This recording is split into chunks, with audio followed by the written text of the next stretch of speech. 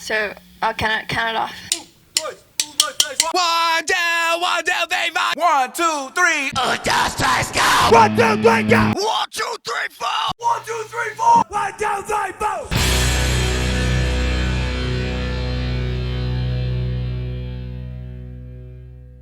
Howdy, folks. Welcome back to the rehearsal room. Nick here. Aaron's here.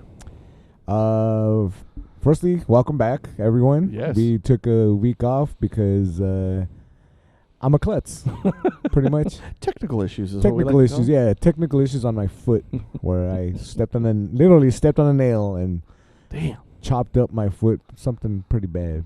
But anyway, still there, as you can see. Yes. As I They show, cut it off and they gave him a robot one. They Now gave me he's- a robot one, so he's now faster than shit. it tries to walk by itself, but I ain't having it. Slowly becoming the T1000. Hey, when I can melt into something cool, that's when my time has arrived. My He has a friend. new friend called John Connor. Have you seen this boy? Yeah, we're gonna talk about sellouts, Yeah. musical sellouts, I guess, right? I mean, just in art in general, but In definitely art. music. I mean, that is our kind of forte. Our forte, yeah. So, do you want to get into what we have to kind of define what we're gonna be using as the guidelines for a sellout? You know, for me, sellout has always been compromising your art, ultimately, for popularity, for money. You know, again, you can go by the. I remember, I think I saw Moby talking about that one time, where I think he famously sold every song on an album to different corporations to use. Yeah, the And- one, like the famous one. I think, whatever that not one that was big of called. a Moby guy, other than the one he uses in Heat. Yeah, yeah. But famously sold all of his songs to different corporations. Yep. But then, as he pointed out, I took that money and I also gave it to my favorite charities Right. that countered whatever Ford was going to do, or hopefully would. And I remember him saying, his definition of selling out was, coming from his punk roots. He said the fact that if you charged it for a show, you could argue that was a selling out to some degree, that profit in general. I also think Please. with Moby particularly, Yeah. he is trying to rationalize and reconcile with a lot of that. Yeah. Because that one album, I know he intended on making it commercially successful. Sure. To whatever degree he could on his own is, up in the air. Mm-hmm. But he did, you're right, sell license actually. Yeah. Every way to song say it, on yes. there, to make a profit and then invert the money from that. That to was what, something else. or at least according to him, that's what he did. I also remember hearing one time, it was kind of one of those not behind the. It might have been a behind the music. Either way, they were going about Green Day's Dookie album. You know, Right. I think that's certainly a fairly controversial in the world of sellout albums.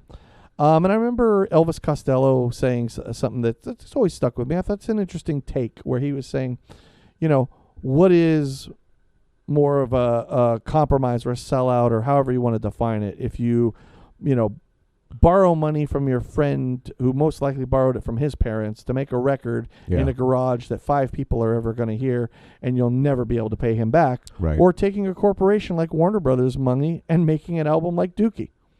I do see some logic to that. I mean, the thing I would say, especially with the Green Day, is it's not like they changed. They were Green Day on Dookie as much as they were on Kaplunk. So the thing that changed was just where the money was coming from. I also would, as far as what a sellout is, is if, yes, you're compromising your ethics, your art, and stuff like that. When it comes to a band, if you also compromise the sound, Yes. I think that's a big when you're part, when you're right? making changes, part of, we kind of had this topic written down. We knew we would go over it at some point, but part of the inspiration to do it now was recently I had just seen an article, the guitarist for Five Finger Death Punch. Yeah. Essentially he had a radio interview in which he said that metalheads should understand that we need bands like them and Disturbed.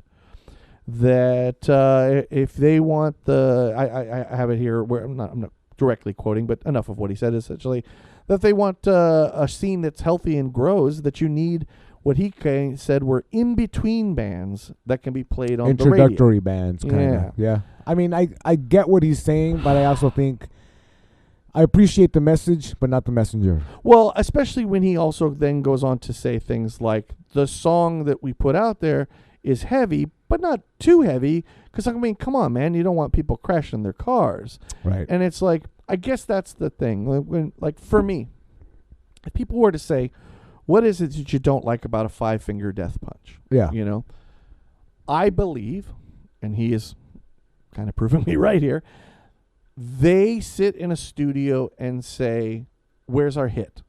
Sure. Will this get played on the radio? Sure. Will we continue to tour on a bus, or are we going to start renting vans again? Right. They're making financial decisions that compromise their art. I think they play what they want to play. Don't Right. get me wrong. Same thing with the Nickelback. Same thing with all those kind of bands. They're not playing music they don't want to play. Yeah. But, if I may, our beloved Neurosis, Yeah. who just put out a record this year and still the number 1 record. You're all competing for second. I'm sorry, everybody. I'd say. Otherwise, it'll be an amazing year of music. But it is to say, I'm not saying Neurosis always feels to me, and they will certainly tell you this, Yeah. what they are trying to make every time they make a record is an uncompromising piece of art that they can be proud of Right. and want to put out to the world. If you come along for the ride, wonderful. If not, no problem. I even remember Lars saying that back in the day when it came to Metallica. Yeah. We do what we do. If you want to come with us, awesome. If not, see you later. It's no problem. Yeah. I can respect that. That's an uncompromised, or it should be. Now, of course, Metallica have gone on to do other things. Again, playing stuff I believe they want to play, but they have compromised, you know. And the last thing I'll say is, when you say, a perfect example is changing the sound, it did bother me when I would see things like, oh, Mastodon sold out because they're signed to Warner Brothers. Right. Well, wait a minute. The album hasn't even come out yet. Yeah. Let's at least hear the album. Sure. You know? Oh, Opeth signed to a big label. They sold out. Whoa. Let's at least hear the album first. Yeah. And neither one of them, I think they have as of late. And I think a lot of that's just progressing in their sound. But they did compromise some things. They made stuff that was a little more friendlier for rock stations to play. You know what I mean? Yeah. But the idea that, but I'll stop there. We can come back to the other points that I think are there. But that's how I would define it, especially. Going off of Please. the 5-Finger Death Punch and Nickelbacks, Right. like, those are two bands that I don't know if you would put them in the sellout category. I technically wouldn't. Well, I mean, they don't Only- sell out because they don't. They've always been making this. Well, that's what I was gonna say. Yeah. Like what they're doing is by design. Yeah, right? absolutely. So like they're sitting in a room and saying like, how can we make this accessible Yes. to Yes. listeners out there, Yes. where it's gonna do this and not that, Yes. that and not this, Yes. right? So, And I do hear what you're saying. You're right. If we are defining a sellout, it would be like, oh, for many, Metallica's Black Album. Like, oh, that felt like they sold out. for several reasons. For many, yes. Yeah, and so like I think the changing of the ethics, the whatever, the music, Yeah, the yeah. sound of the music, but Yeah. also if you're successful at it, hence the actual selling out. right? Yes. Because if you're not successful, then It- it's just an you're- attempt at trying that is a something. good point. You're right? right. Like, it does help. I think you can sell out and not be successful. Sure. Like, sure. you know, I think you could look at something like Cold Lake.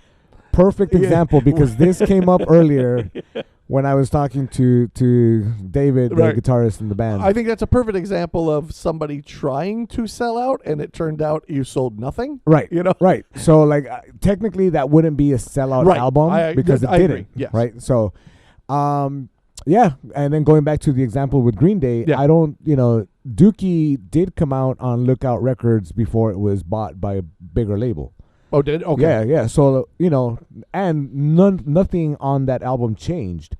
Bad Religion actually put out an album on Atlantic Records or some other Oh, yeah, bigger they got label, signed right? to it. Yeah. But when you listen to it, it's Bad Religion. Yep. Again, Right. yes. It's not. There's not Bad Religion with a choir Right. or multi-instrumental, Dude, sections. yes. Right. So Which again, like, I think maybe that's some of the balance too.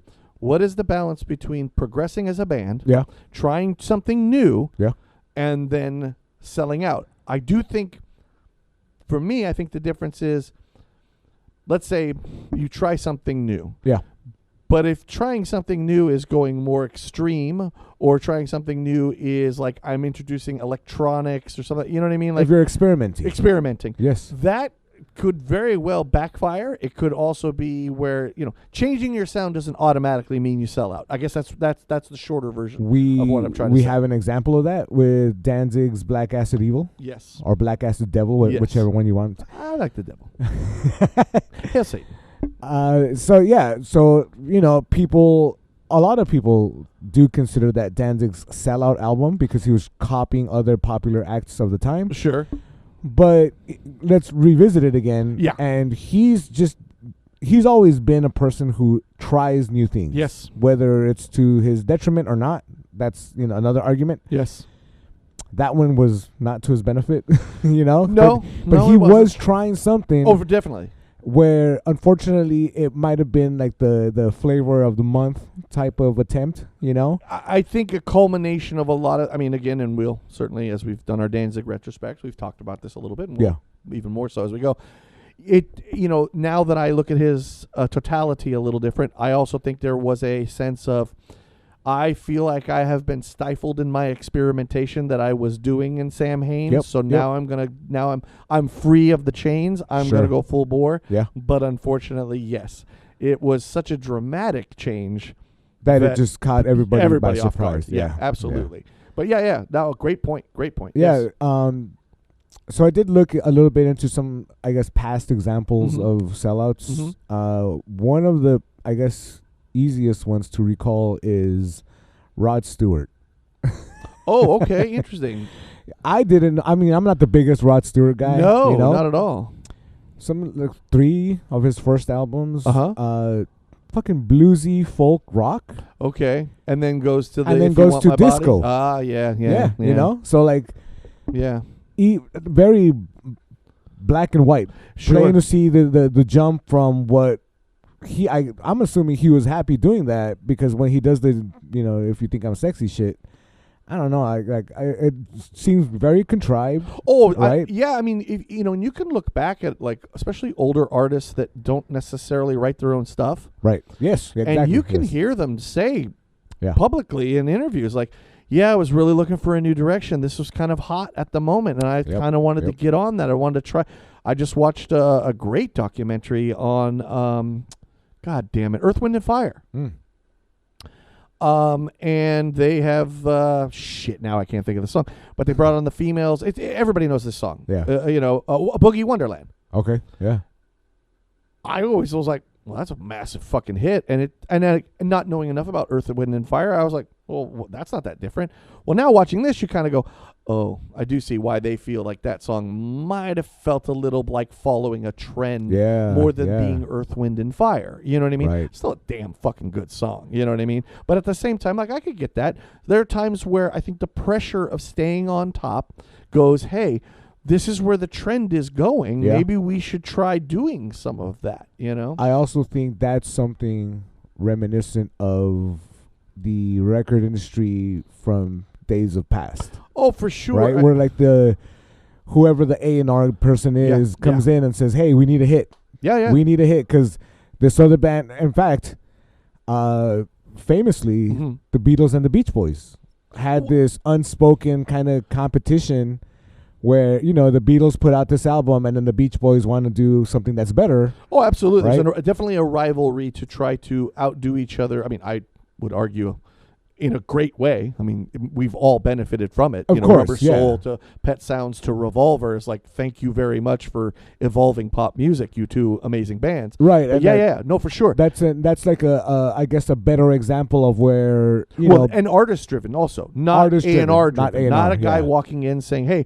this new Pet Sounds, you got to beat it, guys." Yep. You know what I mean? For sure. And that's a beautiful thing of music is to you heard. I mean, like Brian Wilson famously said, "I heard Rubber Soul and I was fucking jealous as fuck." Right. And just like, this is an amazing record. I gotta beat this. You know what I mean? That you want to see with your artists. You know what I mean? To try to outdo each other with making better records. But you're right. When it's I think that's the difference too, is again, when you're an artist who writes their own stuff as opposed to a singer who is handed stuff. Yeah.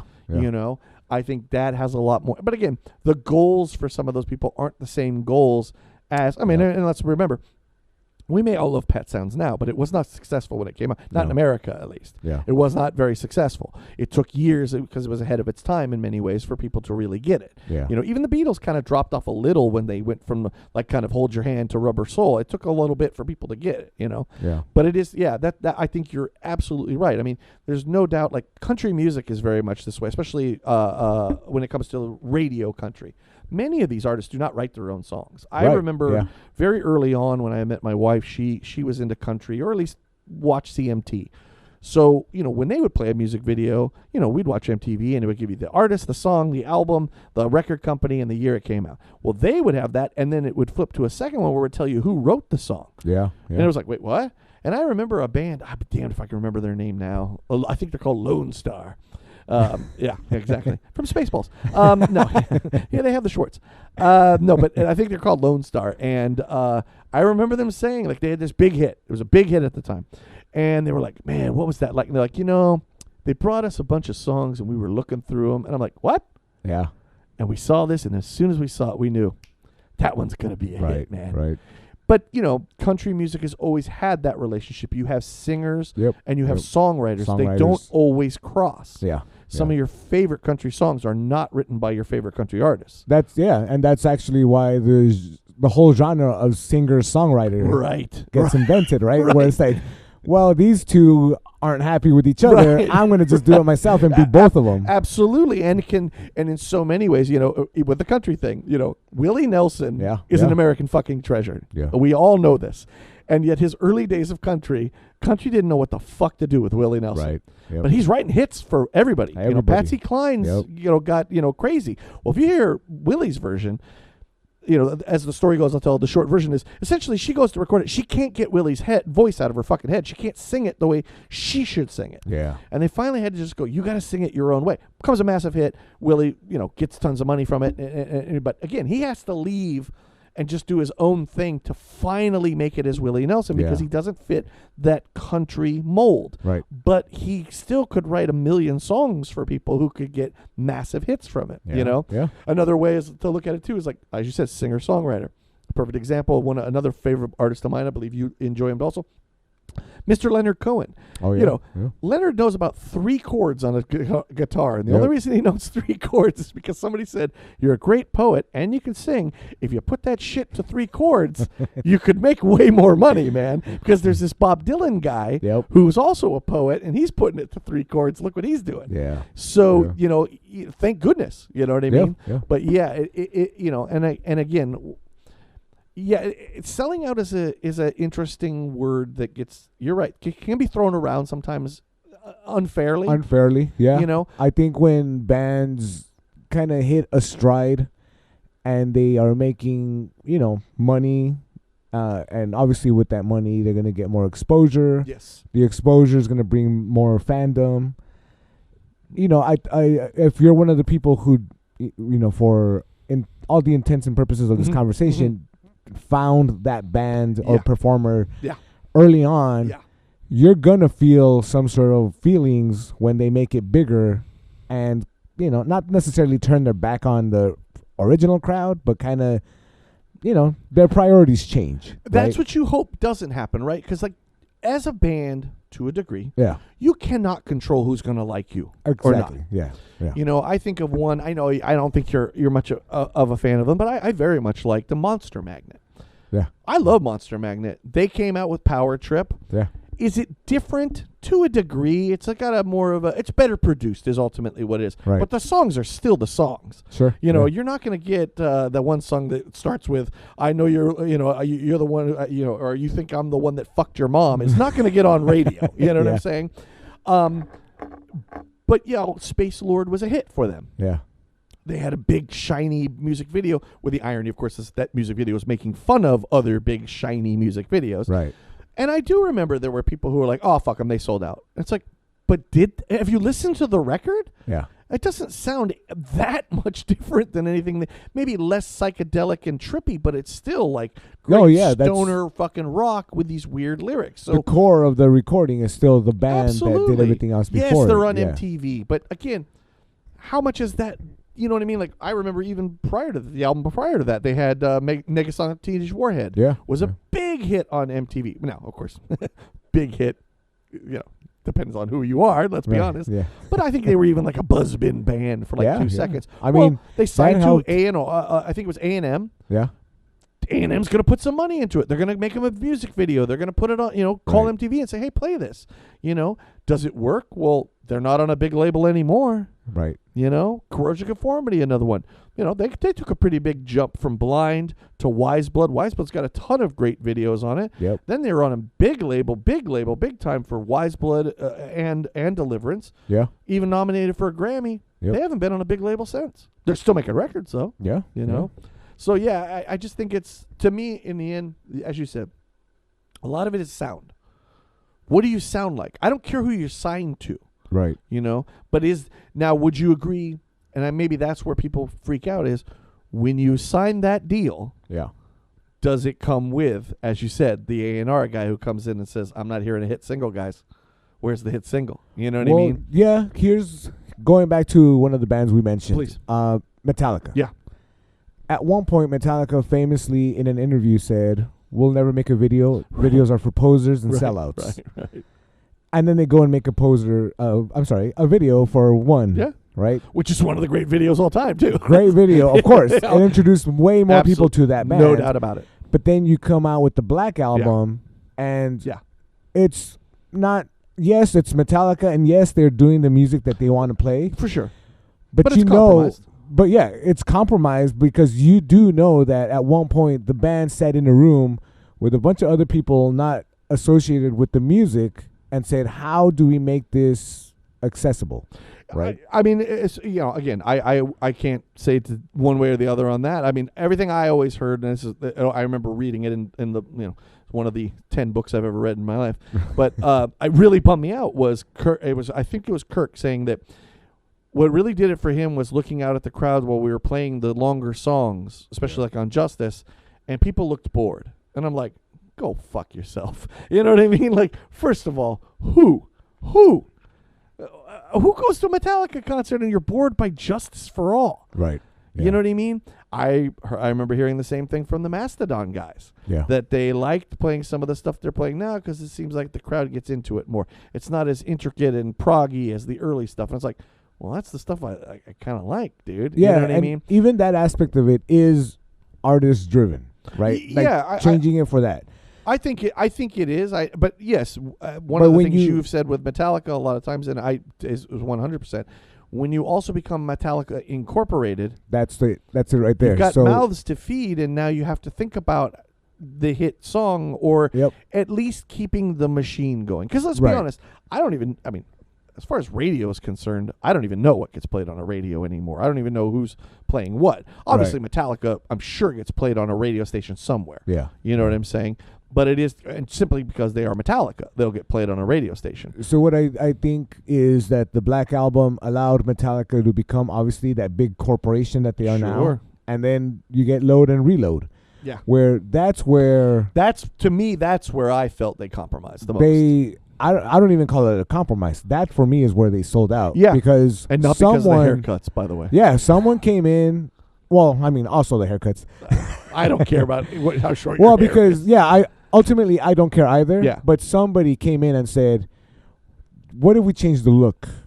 And by changing the look, it's gonna make you also look approachable, or again, accessible. Accessibility, I think, is the magic word in a lot of this. And it may be. I mean, obviously, that was the biggest change. As we've talked about with Metallica, it is funny how many times there's oh my God, they've sold out. Hold my beer. Yeah. Give it a couple of years. Yeah.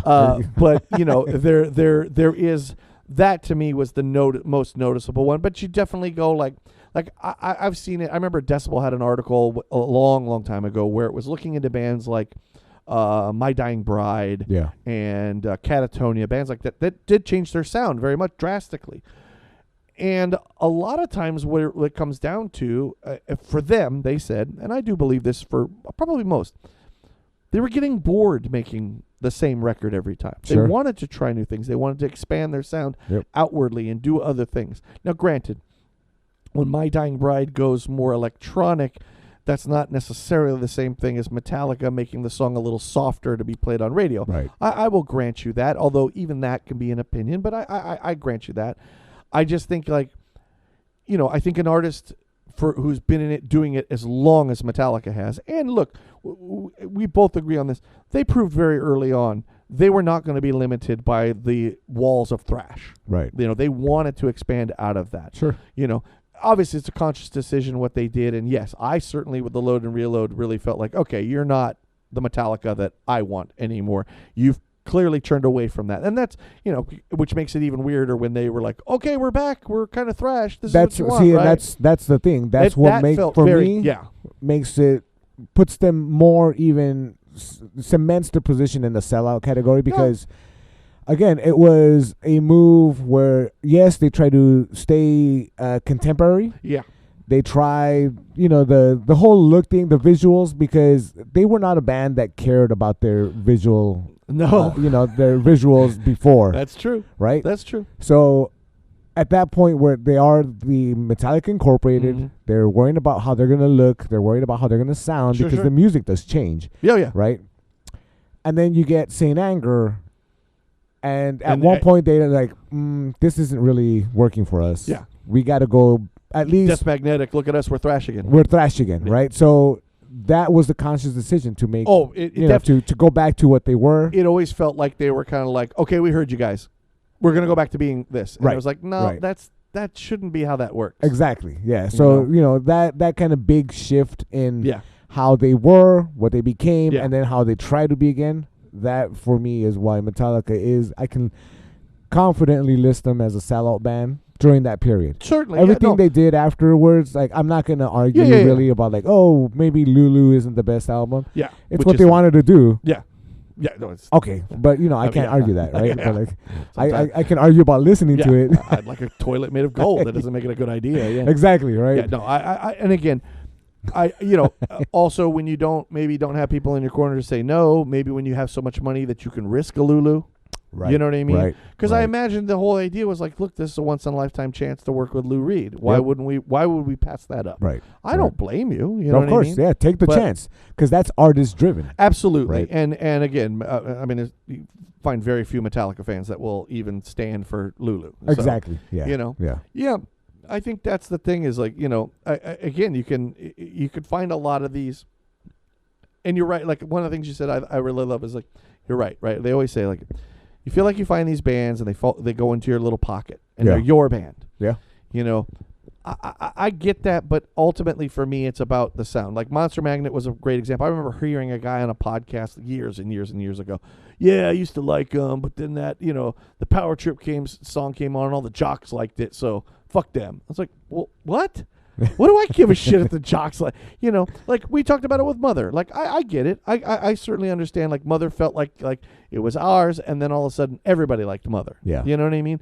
But it never deterred me from liking Danzig. No, you know what I mean? Like, I don't care. You guys can like Mother. And by the way, I've always been of the mind of, as long as, again, the compromising of sound, well, more money into the band, maybe more people will find out how amazing they are. Yeah. And, I mean, fine, Danzig finally has a popular video and everybody's watching it. Well, maybe somebody will go pick up Danzig one and find out how amazing that album is. I always thought having access to more resources just made your music sound better. Absolutely. Right? Because you get better studios, whatever, better instruments, better amps. I don't know what they want to do with the money, Yeah, I hope so. But again, you can also... Oh, so let me ask you this one, because this is an interesting one. Because a lot of times, another big sellout band, although it's almost in reverse, is Pantera. Okay. They, obviously, it was very well known. Certainly with their first singer, you could say glam, Van Halen-ish metal band, essentially. Yeah. Phil comes in. They do a couple albums with him. They're still, they've got. Remember, he's Diamond Daryl, not Dimebag. Right. You know what I mean? Again, it is metal. It's not like Poison, but it's also not the Pantera that everyone knows, and they pretend, Yeah, it was like hard rock, like very, early-ish very metal. Van Halen-ish, but on a maybe a louder, heavier scale. Yeah. People get mad because they say, well, they sold out, or they're like reverse sellout or a poser band. You know what I mean? Well, they evolved in their sound, nothing more. And then the one that I've seen people try to counter is go, well, then isn't Dark Throne? Aren't they a fucking sellout band? Because they were a death metal band.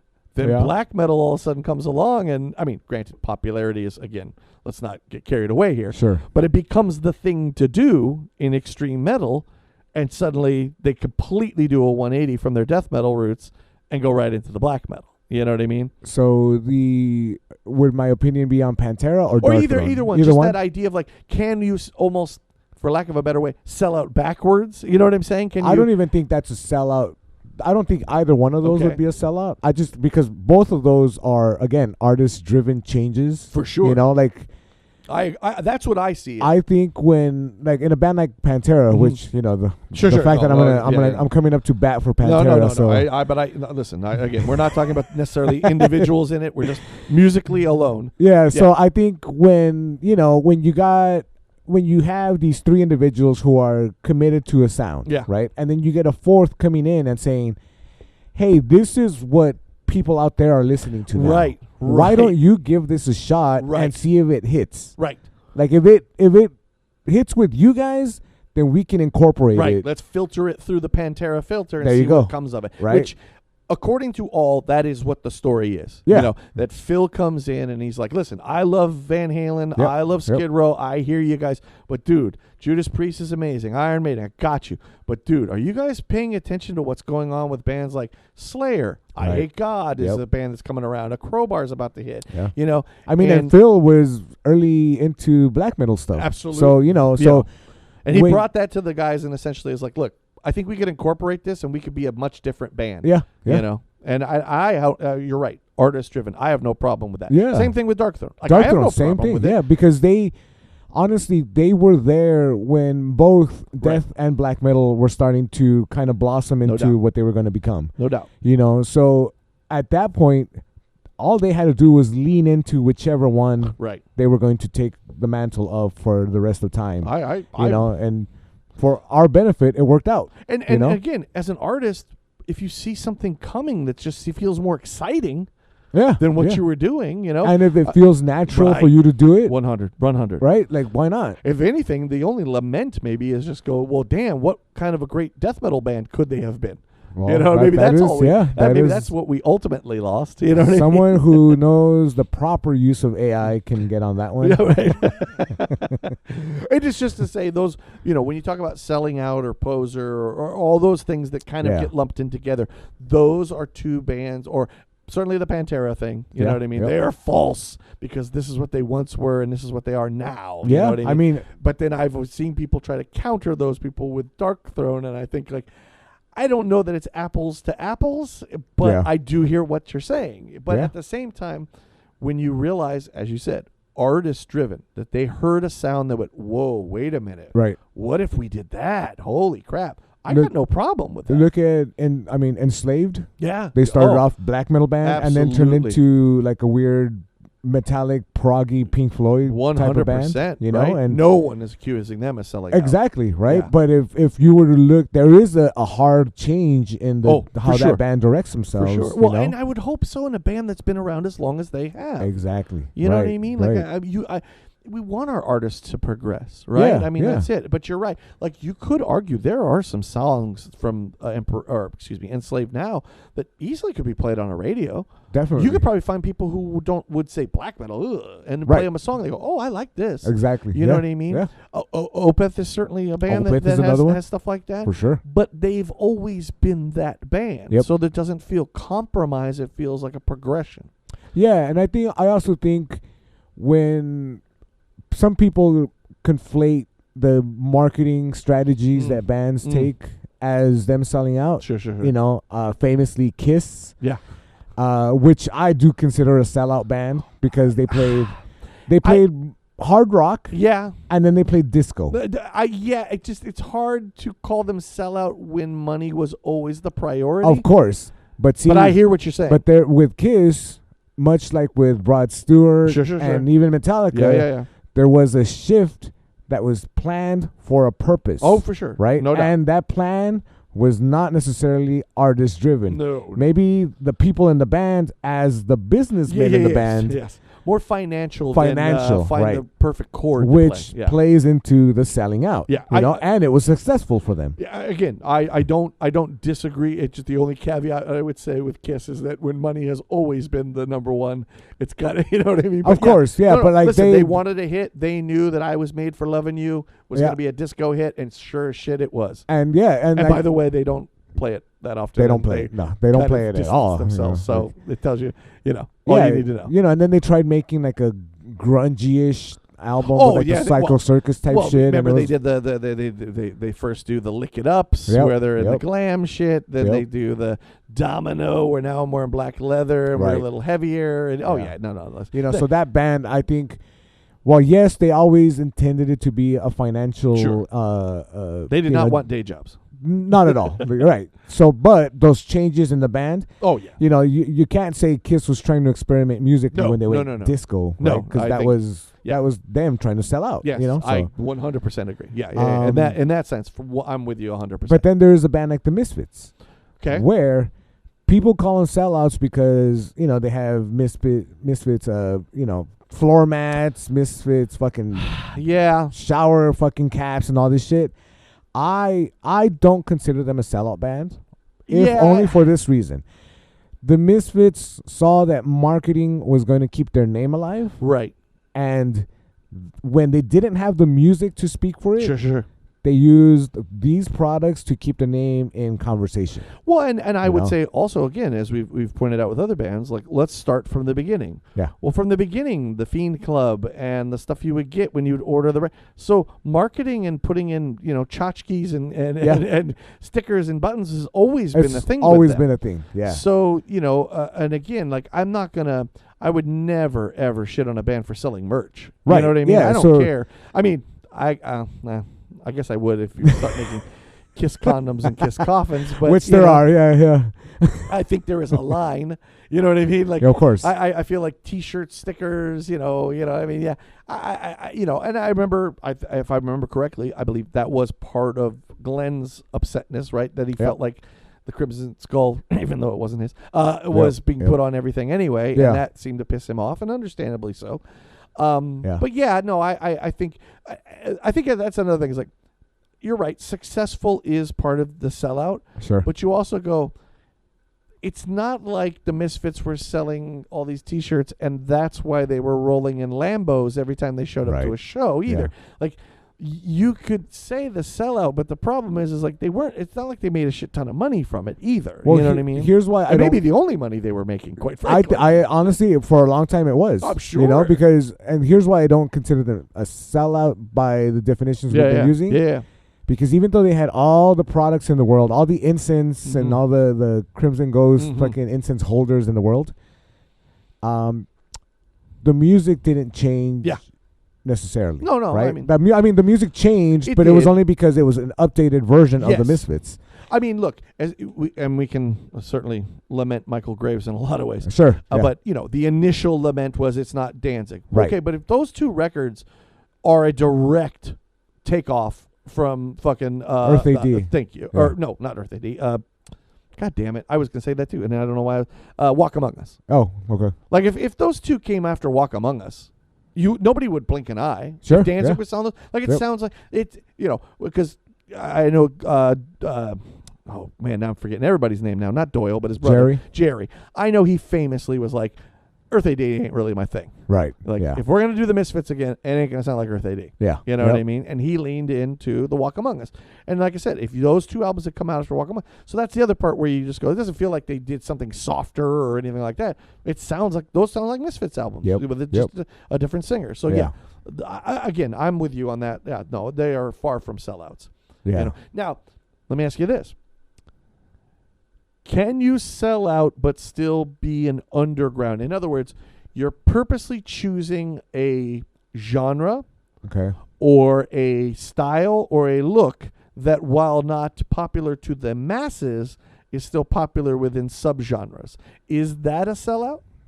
In other words, Example. I don't want to give. I'm not going to call out a name per se Okay. because I don't know that I even have one, to be completely Oh, honest. okay. It's just to say, let's just say, as we've seen in the last few years, death metal has become a thing. Yeah, Again, yeah. right? Calling it old school death metal, whatever you want to call it. There are 3 billion death metal bands Yep, out there all of a yep. sudden. Okay. If you sat in a room and said, hey, we're going to do death metal because that's what's popular right now, and that'll be our best avenue Yeah. of getting some tours and so on and so forth. Now, weirdly, obviously, it's not the best avenue to making a lot of money. Right. You know what I mean? But you know what I mean? Like, at an underground level, does that feel like selling out to you? I'm going to say no. Okay. Only because I think when sellout is being talked about, it puts you in a different kind of stratosphere than the one you're originally in. Okay. I'm going to use not a death metal example, Okay. but the Goo Goo Dolls. Okay. Yeah. When they started off, they were a punk band. Yeah. And all their songs were Yeah. fast and blah, blah, blah. And then at some point they said, we need something that's going to make us, again, accessible, Yeah. radio friendly, Yeah. and going to make us money. But also, we're not going to be the punk band, No. right? We're not going to be struggling anymore. Now, the one caveat I'll say with this, Yeah. this will be the thing I would push back on. Yeah. Ultimately, nobody really knew the Goo Goo Dolls until they had already done the soft sound. I mean, Well, that's, name, right? that's the change of stratosphere. Okay, because Right. the Boy Named Goo album that has Name on it, that was their first big hit before Yeah. they did Iris, and then never Right. mind. It's like a complete. They don't even have a bass player in half their videos, which Right. is like, I hear bass, and yet no one's playing it. How is this possible? What magic Yeah, is they're this? one of those '90s bands where you're like, I hear bass, and you don't have one. How is Yeah, this? But yeah, I would. Okay, I see what you're saying there. So, like, because technically, the first time I'd ever heard of the Goo Goo Dolls, and they were even on Metal Blade, weren't Yep, they? yep. Yeah, and yet the first time I'd ever heard them was the song "The Name," which is perfect radio friendly hit. Yes, it was a exactly. big '90s hit for MTV before they really blew. Right. Yeah. So I think when it changes the, just maybe the environment that you Okay. find yourself in, Okay. because again, you've made it. You've Yeah. successfully Yeah. changed everything about what you've been introducing to people as either a musical project Yeah. or an artistic project, right? Become more commercial in certain Yeah. ways. For sure. So here's kind of a weird counter to that. Please. There are some hardcore bands now, Mhm. like Turnstile. Mm. I forgot the name of the other ones that I was going to mention. Chat pile? Not Chat Okay. Pile, but I'm just thinking of the more popular. no, because like these bands, I don't even think you might have heard the name, but not the band. I gotcha. But they've come out like in Taco Bell commercials, and they've played at Denny's and shit like that, and like Alright. they've become basically memes of the younger folks into these scenes now, Okay. right? So people call them sellouts because obviously they took money from these corporations to appear in I feel you. promotional ads Okay. for these Yeah, corporations. yeah. Where I push back is those bands still sound like those bands. Yeah, I wouldn't. Right? Yeah, I'm And right. 100. if you, Aaron, go to Taco Bell right now with the missus and the kids, Mhm. you're not gonna say, man, that fucking hardcore band, they used to be so fucking different, and now they're playing them over the speakers at Taco Bell, Yeah. right? That's not happening. No, You no. still don't know about those bands, No. right? So I don't think those bands that take that money from like Taco Bell or these other companies are necessarily selling out because they're still in the same stratosphere that they found themselves in previously. Well, yeah, and I imagine Taco Bell they're hiring them, so Yeah, they're exactly. not in the studio Right. going like, "Hey, you think you guys can do a song about gorditas?" You know what I mean? Like that would be I mean, I would love a song about them. Somebody get on that and remember the rehearsal room. Talk about how it gives you diarrhea. It'll be great. But you know what I mean? Like that would be the difference, right? Yeah, It's like, yeah. yes, if they walked in and were like, hey, we'll give you this commercial, but I'm going to need a Taco Bell Grande song that you're going to have to do. Exactly. That would be different Yeah. for sure. Absolutely. So Absolutely. like two other examples, Jewel Mhm. starts off as a folk singer Yeah. living in her car, Yeah. as the song Yeah. popularly goes. And then she makes a very accessible kind of techno-y dance album, Yeah. right? But it was- because I yeah. get it. It was an attempt at something more modern, but you can almost hear the resentment when she's singing those lines. There's no spirit in those songs. Yeah. You know, so You definitely wonder, what was the choice in there? Was exactly, it, right? You know, why were you Yeah. just experimenting and it all went wrong? Right. Or Because honestly, if it was an experiment gone wrong, going back to what she used to do, which she ended up doing yeah, anyways, I'm sure. Yeah, you know, you wouldn't not talk about the mistake, Yeah. right? And she never plays those songs, like Yeah. So- Mr. Warrior doesn't play Cold Lake either. So yeah, exactly. I I understand. mean, yeah, No, listen, and again, you know, you could find a lot of. I mean, I don't know how much Black Acid Devil does Danzig play. You know, I mean, yeah. and I get it. It's like it is that again. That is also the balancing act, right? We want our artists to progress, Yeah. but they can make mistakes. They can get too deep in the weeds on Yep, some shit, yep. and Very much so. have to walk away from. You know, okay, pretend that didn't happen, everybody. Right. You right. know, I think I'd, in some ways, rather have that. You know what I mean? Sure. Than just a straight up compromise that goes like, oh no, we're going full pop now. You know what I mean? yeah. And it's just like, you know, I think the reason, kind of returning to the original when it comes to the Five Finger Death Punch and the Disturbed, maybe the reason I would say Sellout too is because they also present themselves as metal bands. They do. Yeah. And that bothers me in the sense of, but you know the stuff you're playing is compromised to get on radio. The guy said it in this interview, you know. It is to, you know, you're not doing Sound of Silence Disturbed because you just love the song. You figured out a way that it would get on. I mean, there's You know people it hits. Yeah, Like, absolutely. yeah. You got on Conan. I mean, there's plenty of places that put them on that would have never.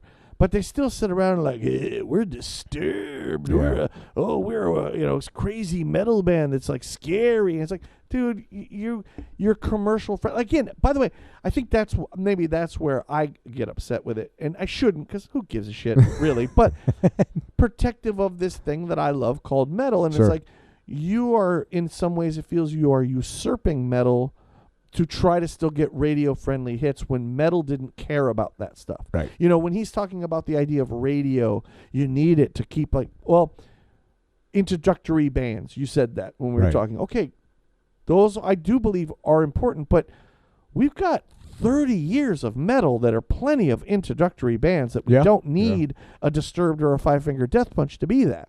You know, I'm not saying you got to start with Deicide. You could do worse. I'm just saying, like, you got Sabbath, you got Judas Priest, you got Iron Maiden. You can't go wrong with any one of those. I if even you could think start there. You know? my only pushback Yeah, please. is with Five Finger Death Punch Mhm. and Disturbed. Much like Kiss Mm-hmm. and Moby, even Mm-hmm. maybe the whole point of those types of acts was to be financially secure. There's no doubt. Right? There's no doubt. So whether they use They wanted to be rock stars. Yeah, exactly. So whether they use the guise of metal or, you know, pop, hard rock or whatever the I heck, hear you. you know, one, we can sniff through it, you Yes, know, yes, because you know I we're agree. fucking down in the dirt, true blues, you know. Yes. So yeah, so it's gonna kind of be a sore spot for us hearing it. Yeah. But we know those bands. One, I don't think they're sellout because that was always the point for them. And that's a fantastic point. There You're is not no wrong. there is no previous version of Disturbed You're where we're like, holy shit, yeah. that wah Right. Yeah. is backed by some Right. awesome tremolo guitar right, and right. blast beats. Yeah, right? You're not wrong. I think that's why sometimes I don't mind the Nickelback guys, because they've embraced it from day one. Yeah, They've yeah. never pretended to be anything they're not. Right. They've never called themselves metal or anything. Nope, We nope. play hard rock. Hard we love rock. it. Yes, this is a booty They're shaking very song. commercial This is a about their absolute- stuff, yeah. They don't. I mean, maybe that's just the Canadian in them. You know what I mean? It's just like they don't give a shit. They're perfectly comfortable with Yeah. being Nickelback. Yeah. And I think that's why I sometimes give them a pass where like a Disturbed or a Five Finger Death Punch feels a little like, you know, this guitar player, I believe his name is Bathory is his last, which is you and I both know is not his last name. And the first name is something also, it's some kind It's of not his demonic- government name. Yeah, I don't think his mom and dad, you know, Mrs. and Mr. Bathory, you know what I mean? Zoltan Okay. Bathory is Wow. his name. All right. Like, yeah, exactly, right? You know, and it's just like, you know, I've said this to you a million times. I don't know if I've ever mentioned. I remember an old interview. Weirdly, it was on HBO. They were doing like live shows or whatever, and they're interviewing the lead singer from Disturbed, and he's like, I think a thing that people have a problem with us is like we're willing to go further than most bands. We're willing to show the darkness and the evil that is out in that world. And people just aren't comfortable with that, man. But we don't care. Yeah, we're gonna make them confront it. And you're like, motherfucker. There's a band called Slayer, Cannibal Corpse, Deicide. Fuck off. You know those bands exist. You're not doing anything with your monkey noise and your one song that you know what I mean, that sounds like the same song every time on every album. And I think that's why you joined a thing and then went, how can we maximize the amount of money we make doing it? You're of course. Right. From day one. No doubt about it. But it just feels like it feels cheap. Cheap because you're pretending to be something that you're really not. So being cheap about your presentation, I don't think still makes you a sellout, right? Okay. Because you're just being a liar. Well, yeah, right? I guess it's just another way. You're just a liar. I'll put right? another label on you. Yeah, You're just you're just that would be, and actually, I hate using this, but I'm going to use it for them. Yeah. They're posers, right? Oh, 100%. Fucking posers, right? Yes. Like they're saying that there's something that, again, tried and true guys like you and I, we've been around the block a few times. So when a band's like, "Oh yeah, we're gonna try something different," right, and then we hear, whatever industrial noise, harsh, fucking blast beat, power violence thing comes out. Sure. Okay, I heard it there. I don't hear it in Disturbed. No. So you guys are talk, and that's the walk. Yeah. Right. No doubt. No doubt. So, it does cheapen. Well, not that it cheapens. It makes them cheaper. I know what you're saying. No, and I think it's an excellent point on saying the kind of the slight hair difference between why would sellout may not apply to them. I think you make an excellent point. And so Absolutely. I'm going to a band that I don't think either of us are into. Bring Me the Horizon. Name only. I don't even know if I've even heard a song from them. But yes, please. I was looking into like sellout bands, and this one kept coming up. Oh, interesting. And I was like, all right, well, if they keep coming up, let me listen to the song or the albums that people kind of point to as far as them selling out. Okay. When they started off, they were called deathcore. Okay. Which, it's death metal and kind of hardcore-ish beats, breakdowns, right?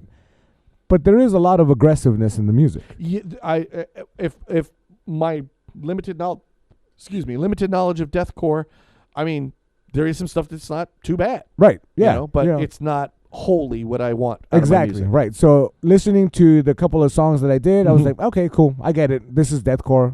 I've heard other bands do this, and I don't like any of them, but beside the point. Right. Right. And then at one point when they started mixing in the clean vocals, people didn't take to that. But their audience changed.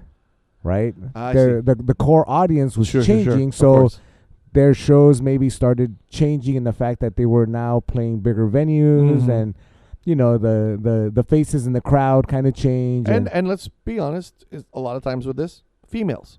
Yes, of course. Females start to show up. Yeah. And for some guys, that feels like, oh man, now chicks are digging them. Right. For some. For some, yeah. So then when they make albums where the clean singing is maybe way more prevalent than anything, and the way they start introducing the way they look, and then the way they promote themselves, and the tours are getting bigger, so the bands that they're playing aren't even necessarily deathcore bands anymore. Now there's something else. Yeah. That's, by all intents and purposes, that is a sellout. Yeah, and again, I wonder how much of that is something you've touched on with like a Metallica thing. Yeah. Is the train rolling so fast that you can't stop it anymore? You have to keep doing this to keep it going. You know what I mean? Yeah. Like if we go back to our roots, if you will, in quotes, do we suddenly lose all of this? Do you know what I mean? Yeah. So And that could be. I think that in fact that type of sentiment I think holds true in a lot of these bands that make that sudden shift. Yeah. Because if they go back to their roots, they are gonna potentially lose this because none of those people were there in the beginning. Yeah. Especially not at the numbers, right? Not the numbers, not the merch sales, certainly not the shows, right? And the shows are, easily where they're going to make their money by selling all the merch. Yeah, right. yeah. So And to that, I will say, while I want artistic integrity and so forth, I Yeah. do understand. Of course. I get it, man. Like, somewhat tangentially, but it does follow along. I remember seeing a thing where the singer for Avenged Sevenfold was saying how, touring, it's not worth it, and you can't make money. And it's like, wait, what? And it's like, oh, what you mean is we can't all have our own separate bus. right. Every guy has his own tech. Yeah. We have a merch guy, which again, that's not a bad thing. It's, If you can afford Yeah. to do that, by all means do that. lofty goals. But what you're saying ultimately is we have become accustomed to a certain lifestyle. Yeah.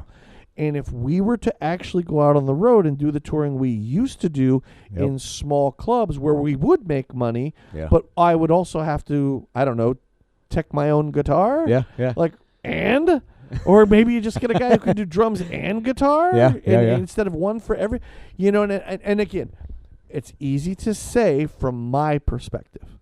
But when you're in their perspective and you go, hey, man, I do have a mortgage. I do have, Sure.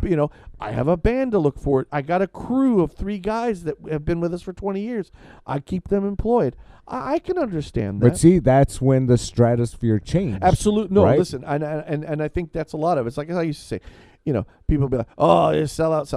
Look, imagine you're a struggling band and you're in a van, you're going town to town, Yeah. you're making enough for gas money and a little bit for food, and some dude walks up and says, I love your sound, and opens up a suitcase of money and says, all you got to do is sign this contract. Are you strong enough to say no? And you can do what you can do your. I know music I'm for the not. rest- I got needs. Right. You know what I mean? Like, and again, now you're right. It may come with some restrictions. Sure. It may be, a little Faustian deal here. Yeah, you're yeah, signing. yeah. It's certainly a possibility. But I also understand where a band would come from. Like, so you're telling me I can do the thing I love the most as for a living now And get paid. and get paid? Yeah. This is awesome. This is what I want to do. Yeah, Of course. yeah. Who would say no to that? Of course, yeah. It's very easy to have artistic integrity when you don't sell anything. You know what I Here's- mean? To a degree. I'm not Oh, for shitting sure. on artistic No, integrity. for sure. Yeah, yeah. It is just to say, like, look, Dark Throne luckily live in a country that have a lot of safety nets for them, and they have good They- jobs. yes, yeah. So we can afford to put a record out whenever we want to Whenever, and do it yeah. however we want to. Yeah. And we're all better for it to some degree, Yep. although the last album was a little whatever. But you know what I mean? It's like, okay, I get it. You know what I mean? But that, again, I don't, that's a compromise. That in itself is a compromise, Yeah, We talk yeah. about it with our beloved Neurosis. Yep. They essentially were like, look, if we want to make records the way we want to make them, we cannot be beholden to a record label. Right. We got to do it ourselves. That's it. Right. It's The whole pure that's DIY. Yeah. man. Yeah. So that compromise is in many ways, it's the opposite, but it is the same compromise Yeah. to a degree that goes, hey, these radio hits are really making the mortgage payment a lot fucking easier. Yep. Yep. So it's standing from afar and yelling salad is very easy to do, but I can at least empathize to some degree, or at least understand Sure. where Yeah. sometimes this does happen to these bands in a way that says, fuck yeah, it'd be awesome. Here's you know? a couple more Please, examples. Before I do, I just want to put it out there. I did like the last Dark Throne album. I thought it was fantastic. For me, Panzerfaust, Under Funeral Moon, that era, that's my absolute favorite. They're not a bad band, and the last one just didn't really do it for me. They're kind of punky thrash isn't my thing. per se. I love all that stuff. Again, fantastic band who've been doing it, even though they sold out from going to death metal to black metal. Anyway, no, just There was a because band. nothing says selling out like doing black metal. Yeah, exactly. Right. there was this for the longest time. This story used to be told Please. about how Rancid were being scouted by Madonna to be on her label, which was whatever. Yeah, you know. Deftones were on it. There's a couple. Yeah. So obviously Rancid didn't take the offer, and they even had a song about it and all this. And I think even just on the fact that they were being scouted by Sure. this big label, people started calling them sellouts. Yeah. Which again, they didn't take the money, they didn't Right. sign, No. and even when their recording production got better, Right. they still got called sellouts, just because it was sleeker recordings. But Yeah, I mean, yeah. it's like, okay, this band's been around for 1,000 years. Right. Like God knows they've paid their dues. They pay, yeah, they have. I mean, from they've Operation toured Ivy into the fucking Rancid. into like, come on, Rancid, and guys. then touring endlessly, putting Yeah. out albums that, for better or worse, caught. Like they Yeah. got popular because of the Yes. music they were putting out. Yes. You know, like sure they fucking danced around all goofy like Tim does and and were the ultra punk guy that Lars is and the other guys. But I mean, all that said, it's still rancid. Oh, right? absolutely, absolutely. Whether they introduced horrible fucking hip hop people in their music sometimes and then made the transplants, beside the point, Sure. right? We pretend that doesn't happen. Yeah, well, I mean, I would love to pretend, but Well, my Amy likes listening to okay. transplants. So, anyway, She has so many better qualities that's like nothing to think about. yeah, right. So, Rancid never took the money; they never took the bait, right? The suitcase with the cash was all their own. Yeah. Like they bought the suitcase, they put their own cash in it. Absolutely. So Now they do come out of that same scene though, right? Where like Gilman Street, right? Yeah, the Bay Area. The Bay Yeah, Area. So yeah. that famously kind of like, look, you can't even play this place Right. if you ever get signed Yep. to a major label. Right. That's 924 Gilman. Yeah, so coming out of that, I imagine, is also tough because you have this kind of. There are those who have a prerequisite of anything. So Yep. the moment you do anything beyond that, you are a sellout. You're a sellout. You know, Yes, and that's, exactly. almost Like if you get unfair. major distribution, right, you're done. Right, If right. you license a song, right, you're a sellout Right. because you took money. Right. Like you didn't earn that money. Well, it's like, yeah, you did. You wrote the song. You know? absolutely. Like I mean, like. And by the way, it's okay to make money. Sure. Yeah. By the way, thank you for Rancid for making money because you guess what? You got another Rancid album. You got it. Yeah. Exactly. You know what Yeah. I mean? It's like, yeah, I think we've said it several times, and it's something you said, and I agree. It's about the sound, man. Yeah. Just yeah. look, is the sound compromised? That's it. That's all I care about. Yes, if Bad Religion had signed with a major label and suddenly put out a hip hop album, you might go, whoa, what the fuck? Now, ironically, Bad Religion does have an album like that, but it's their Yeah. second one Yep. that they pretend does not exist. That they Right. were kind of like proggy rock shit. Yep. Which is ironic considering that everyone like one of the I remember I was unlike you, I did not grow up necessarily a punk guy, Yeah. so Bad Religion to me almost immediate was like Infected and all those other Yeah. songs. And I remember, I think I've said it before, a guy I knew in high school, we ditch and go smoke weed at his house. He had that compilation, that 85 to 93 or whatever it was. That's still my favorite album from them, hands down. I love every song on there. And I remember him playing that and going like, wait, why does everybody think they're sellout? Yeah. Like, this isn't that different than the production isn't as clean. Right. But there's still the harmonies and all the wonderful things that I like about those songs that are in these ones. Yeah. I mean, even when you go to Recipe for Hate and stuff like that, it's like, this isn't, it's Suffer. That's not that different from the Gray, and so it is weird that it really did seem to be for them. It was all about major label. Yeah. I mean, and nothing more. Ultimately, a lot of these accusations of sellout come in underground genres. Yes. You know, punk, metal, and all the sorts. Here's my other example. Please. And I know you're not totally familiar with their catalog, Mhm. but the band is AFI. Yes. Okay. Up until I forget the album. Sailing or something like that. Black Sails is an EP, but they had one after that I'll look it up. Go ahead. where it's still a hardcore punk kind of melodic punk type Right. of band, and then they signed to a major label, and the sound did change. However, I would not call AFI a sellout band because all of the changes were brought on by the people in the band. Mhm. Davey Havoc was very much getting into other types of music and letting it, I think, influence his writing style and him introducing it to the other people in AFI. I got you. So when they make a dance album and call it AFI, Right. for anyone who's aware of that band, it's still AFI. They may not like it, but it's still AFI. I You hear you. know?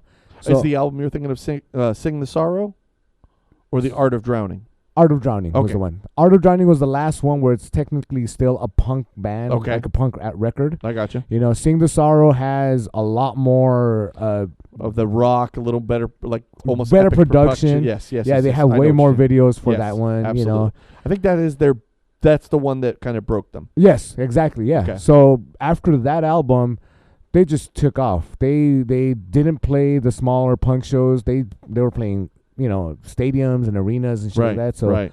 and then you get the AFI of today, which their shows sell out immediately, right? Yeah. Oh, yeah. Because when they just- reunited Yeah, recently, right? yeah. And that's a big deal. Yeah, and the albums that they put out recently have a lot of electronica in the music, a lot of Oh, synth really? stuff. Yeah, and Interesting. and at the very deep in there is Mhm. still a rock band, not necessarily a punk rock band, but a rock band. I feel you. Right? I So- feel you. Again, these changes in the direction, the musical direction, are still very much artist driven. I got you. Because I don't know that any person at whatever label they're on said like, hey, why don't you guys add some dancey synth wave to this song Sure, because that's what the kids are into. like I don't think that's the case, because Davey Havoc goes to synth wave shows and he'll listen to the bands coming up, be on their albums, produce their albums, Sure. and be very much still involved in underground, as much as he can be. Well, you right? even wonder, like, how much of this might have been in mind, but didn't know how to incorporate it into their sound. That's a perfect. And perfect along yeah, the yeah. way, they figured out, this is how I can do it. This Yeah. is where I want. Back to our beloved Misfits. I mean, Yeah. their first song is She, and it's on. He's using a keyboard, Yep. and you don't hear that again until he gets back in Sam Hain. And Sam Hain, yeah. So maybe it was a thing he always liked. It was just, how do I incorporate these things into the stuff that I love? Yeah. And yeah, no. Here's one for you. Yeah. Here's the genre, I think, where sellout is even tougher. It's hip hop. Yeah. Mainly yeah. because selling records is a good thing in hip hop. Yes, of course. The joke has always been, what you rap about is what you want. So on that first album, you rap like you have the car, you rap Yeah. like you have the jewelry, and if it becomes successful, that's when you get all the jewelry and the cars and everything else, Yeah. But it's never been a bad thing to sell records in hip hop. No, you're right. And yet, One you example can that be a sellout, ironically, if you do MC Hammer. Yeah. He was seen as a sell. Now, from what I understand, in fact, I'm a little scared myself that I've just said this out loud. Apparently, you are, talk some shit about MC Hammer. He knows some people. So let me just say, first cassette I ever owned with my own money was "Please Hammer, Don't Hurt Him," and I can sing every word. And I Please love that Hammer, album. don't hurt Aaron. Please don't hurt me, Hammer. I do love you, and I'm glad to see people are starting to give you your flowers, because I think you do deserve it. But he was seen as radio friendly, Yeah. and we cannot we can't accept this. Right. And yet, it was okay that Jay-Z was selling millions of records, that Nas could sell millions of records. Tupac, I mean, Jesus Christ, I am going to say that the one album that Hammer, where he was listed as Hammer, it was an MC Hammer, yes, this is, right? ironically, this is actually his sellout record. Well, I just think that was an attempt at something different, where he was doing a Black Acid Evil kind of. Well, like, I mean, he definitely saw the musical landscape had completely changed. chained, yeah. And NWA style was everywhere, i.e. gangster rap had become the thing. Mm-hmm. And again, this is kind of ironic, because you hear stories now, Yeah. and you find out one of the baddest motherfuckers and gangsters in hip-hop was actually Hammer. MC Hammer, yeah. Their third base tells a great story about how they pretty much did their show and got the fuck out of L.A. Yeah. because they did the song that made fun of MC Hammer. Yeah, they lost their LA Yeah. privileges. Yes, they did. So it is ironic that, yes, he saw where that was going, thought this would revitalize my career, and Yeah. does the bumps in the trunks. And, Yep. he's wearing a fucking, beanie. It's all black. He's Yep, all, yep. jacked up, and so on and so forth. And it is this weird attempt to go, well, if this is where they're all going, I'm going to do that, when maybe he should have stuck with. Here's what why I Hammer don't does. think it's a sellout. He wasn't successful at it.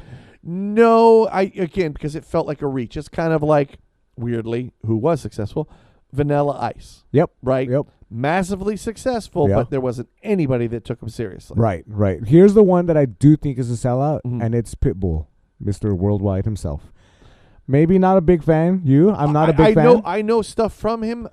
Number one, seems like a hell of a good person. He Yeah. does a lot of great charity work. Sure. I hear you. I don't know his catalog enough to know, had he always been this? No. Or did, No. okay. When you hear I'm gonna be generous. No. Maybe the first couple of records he Okay. put out, Okay.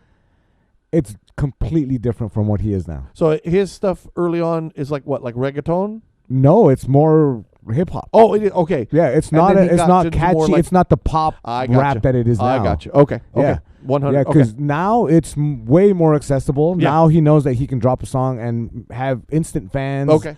It's gonna, it's gonna be in a commercial somewhere, whatever the No, hell, and right? He has no problem getting on your commercial. Exactly. So I get it that that might be the intent, Yeah. but that was a drastic change in sound. I hear you. You I know, hear so I would put Pitbull in the sellout category. Okay. Not as a detriment, mind you. I don't feel want you. anybody No, no, coming no, no, after no. me. No. My poor You don't ass wanna over be- here in East LA. Well, you let know? me ask you this, because Yeah. it's interesting. Okay. Because I do think it plays to some degree in hip hop. Yeah. Is there, without necessarily getting political or racial, but Sure. let's be honest, are those elements perhaps less absent in those because they are coming from minorities who, quite frankly, are seeing this as an avenue to perhaps elevate themselves, whether financially or otherwise, from areas that perhaps they want to get out of? You know what I'm saying? Like, this is Yeah. a way to leave that lifestyle and make money for myself and so on and so forth. So if making a song that's a little more popular, so I make more money, does that for me, then I'm willing to make that. You know what I mean? Yeah, I mean, maybe. could- I mean, it's kind of hard to not be including obviously the race issue Sure, because yes. For the black community, they've been put down for such a long Sure. time. So any opportunity you have to get out of where you're at, Absolutely. you're gonna take it. Yeah. Right. And music has been one path in which one of a few, but One of the one venues, that's been art, very like being successful. creative, Absolutely. right? Like, Their creativity and the art that they make as Yeah. a community has been a way for them to kind of been able to elevate themselves and get Yeah. out and become, by the way, also entrepreneurs where Here's- they can invest back into their areas. while we're on this, Please. I would also include Snoop Dogg as a sellout. Well, yeah, he sold out in other ways than music. to I me. get it that he still gives Oh, yeah, his no, old no, pack no, all their flowers and yeah, everything. yeah.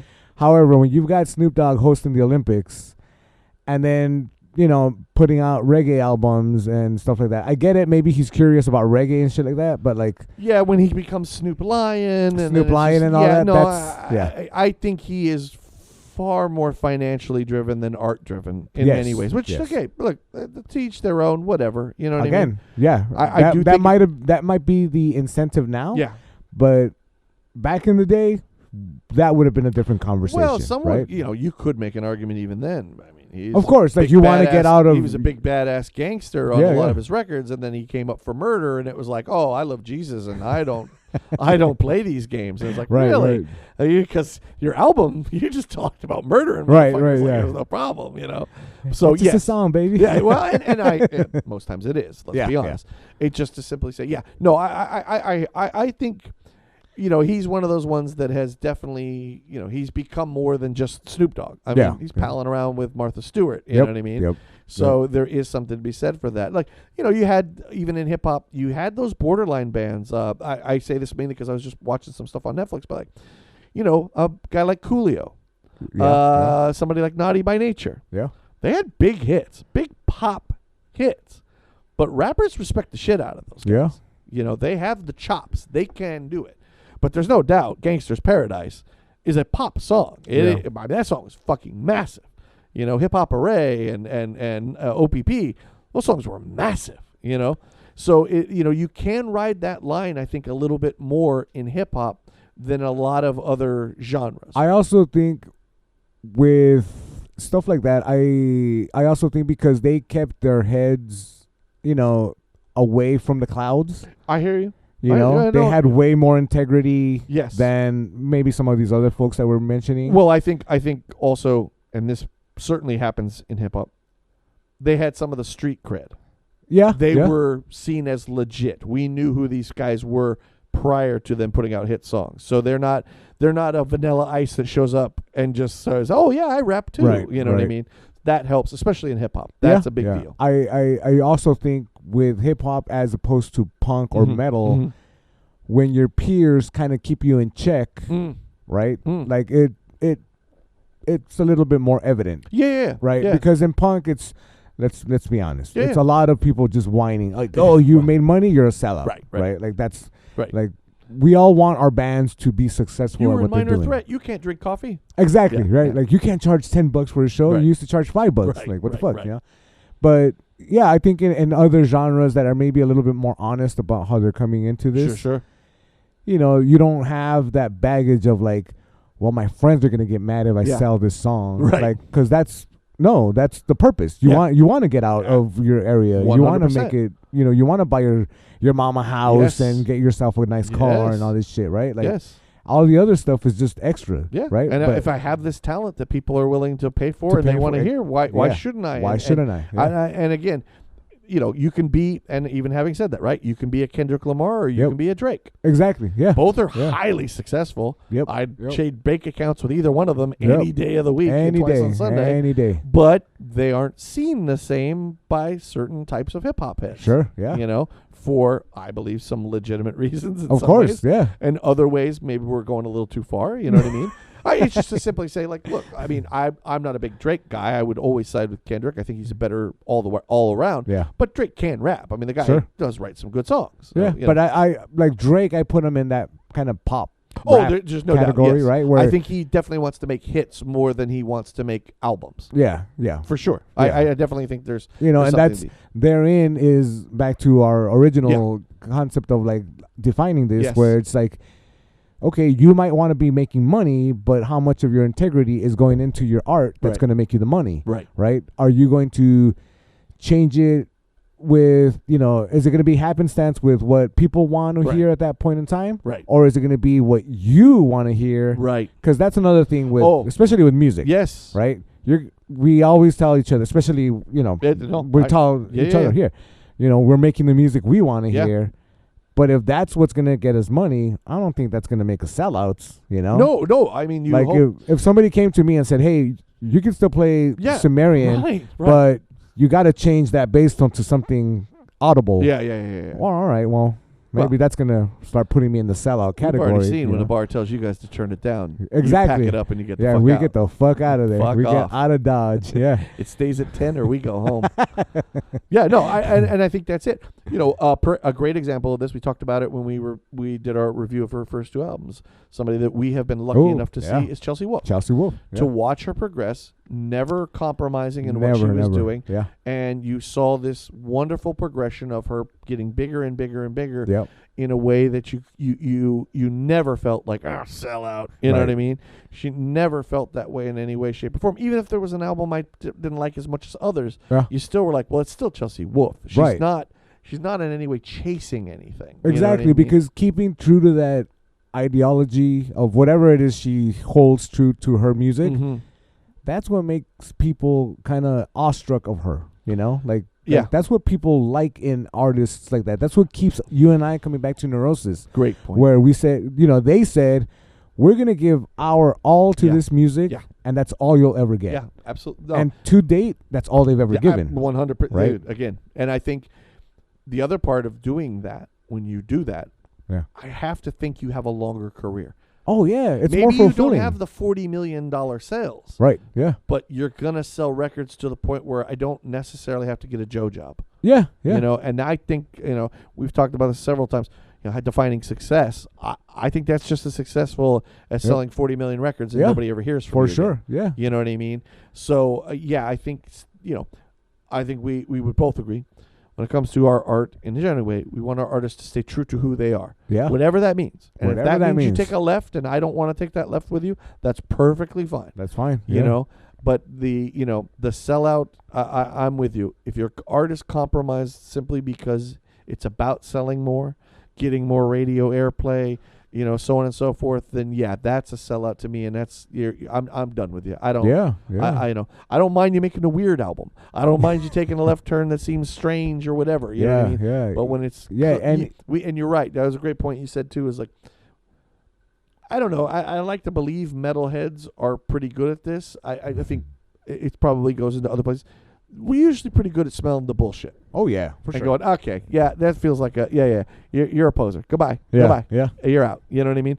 And there is something to be said also for like again, nobody goes, you know how to get rich. It's called black metal, my friend. You know what I mean? Like, Right. if you're playing that stuff, chances are, you know, I know there are some bands, and I certainly won't say their name. I don't need to hear from people who, one way or the other, that feel, I know the words can be industry plants and so on and so forth. Yeah. And I do get that to some degree, where it feels like perhaps they're trading on a thing that is like, I'm not saying it's not important, Yeah. but I still need to hear the music.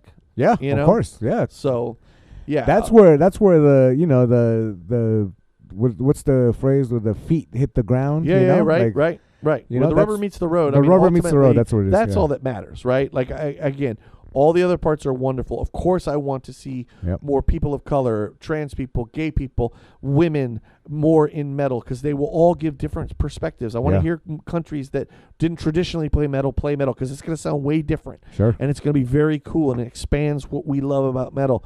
But at the same time, if all your marketing is the fact that I come from, Yeah. that's only going to last a little bit. I'm going to need something more coming from Yeah. it. You know what I mean? Yeah. And you know, again, easy to sit here and say, you know, I would never compromise our artistic integrity.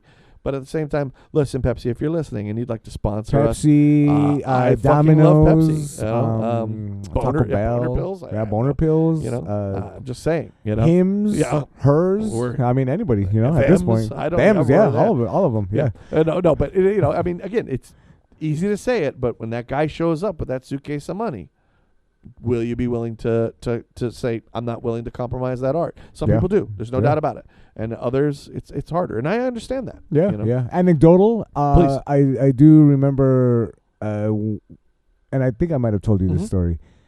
I was trying to book a show for the Sumerian, and folks, that's the band that I play bass in. Very embarrassing to say that for some reason. I don't know why it should be. They're a killer band. They're on Spotify. They're on Bandcamp. Check them out. They make amazing records. 3-piece sludge. It's fucking Three-piece awesome. sludgy. Yeah. Thank you for saying that. It's the truth. We were trying to book a show, and it was a local show. Mm-hmm. And you know, we don't really make money in the band. You know, we haven't sold out yet, I don't think.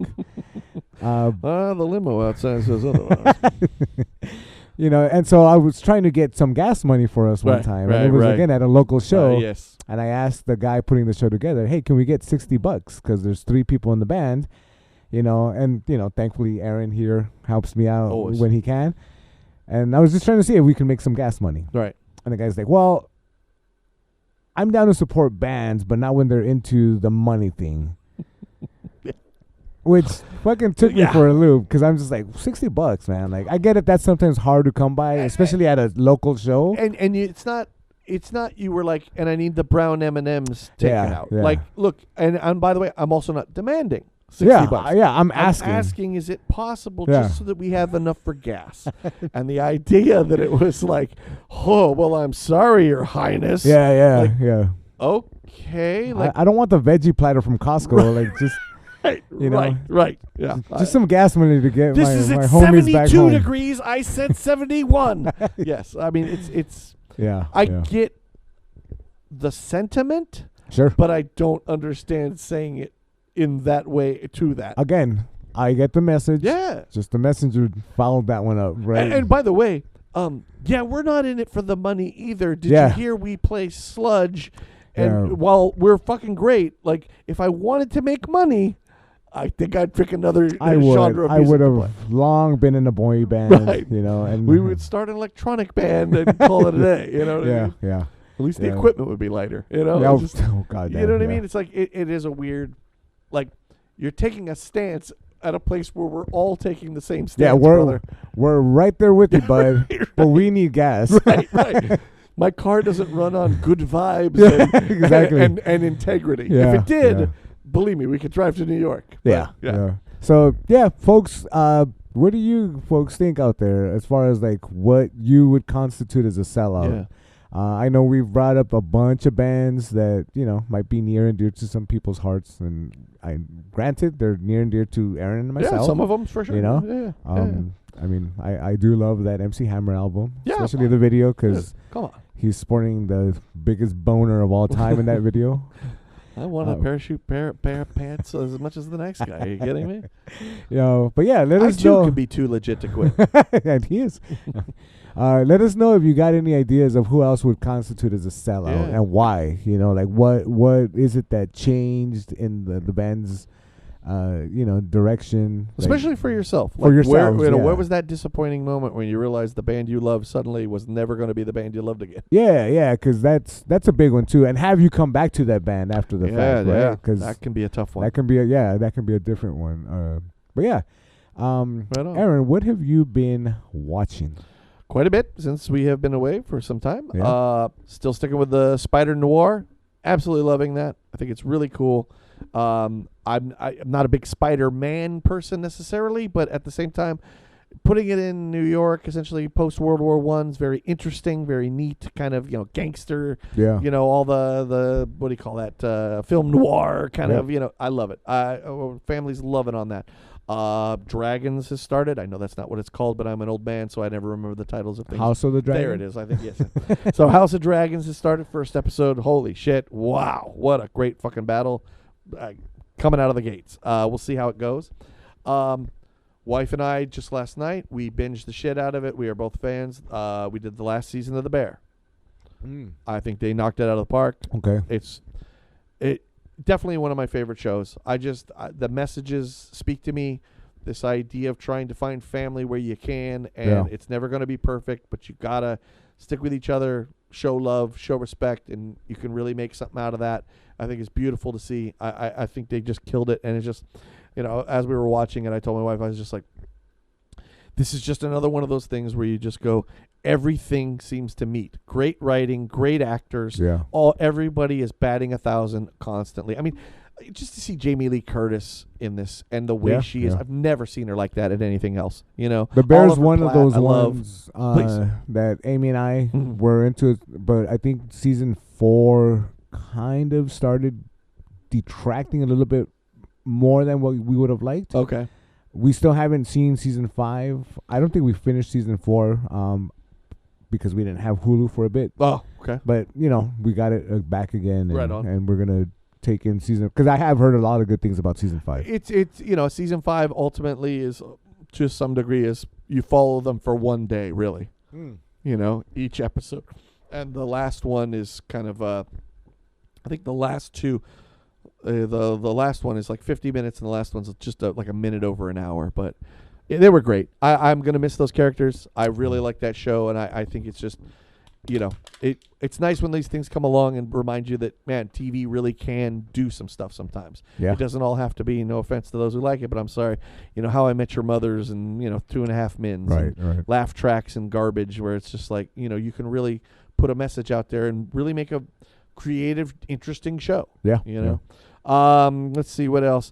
Some older movies that I love, and I couldn't help watching for the probably 400 billionth time. But either way, The Prestige. I don't know. It's so amazing. Great movie. Also a weird one where I've probably seen it 6 or 7 times, and I don't know. I just watched it this time and have suddenly had these like several aha moments of like, oh yeah, like, how many times have you seen this? You didn't? I was like, well, no. I mean, I think I knew it. I think it's just kind of all kind of, when you listen to an album several times and suddenly you hear a thing you didn't hear the first, yeah. So yeah, I absolutely love that movie. Another one I think personally is a little underrated. I would say it's Denzel Washington's most underrated movie in my opinion. A movie called Fallen. Oh, interesting you mentioned that one. My Okay. dad and I just watched that. I fucking love that. Yeah, that's a great I think movie. it's a fantastic.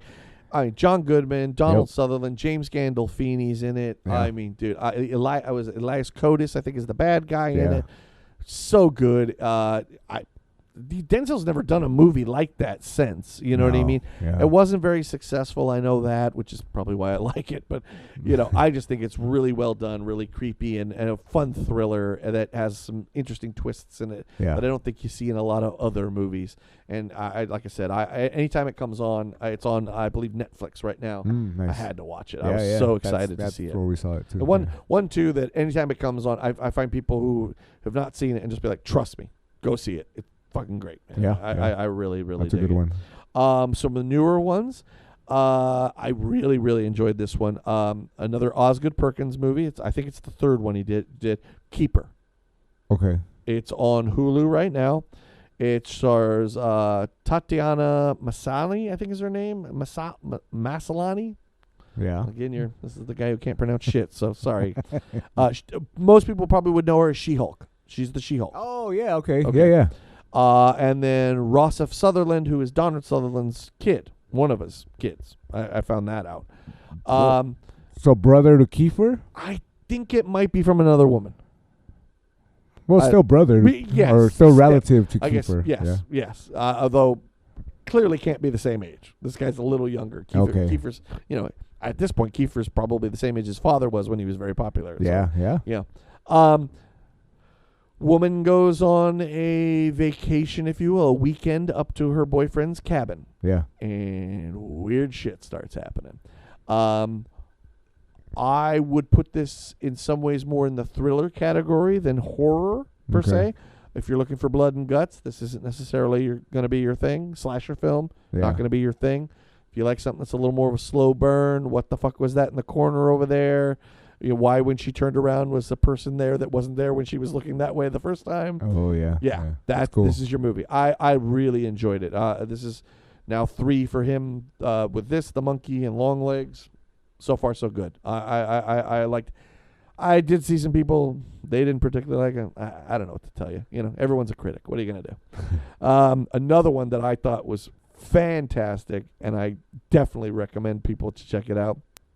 I believe it's on HBO right now, called They Will Kill You. Ooh, Zazie Beetz is in it. Did you see this? I'm actually gonna watch that tomorrow. It's so good.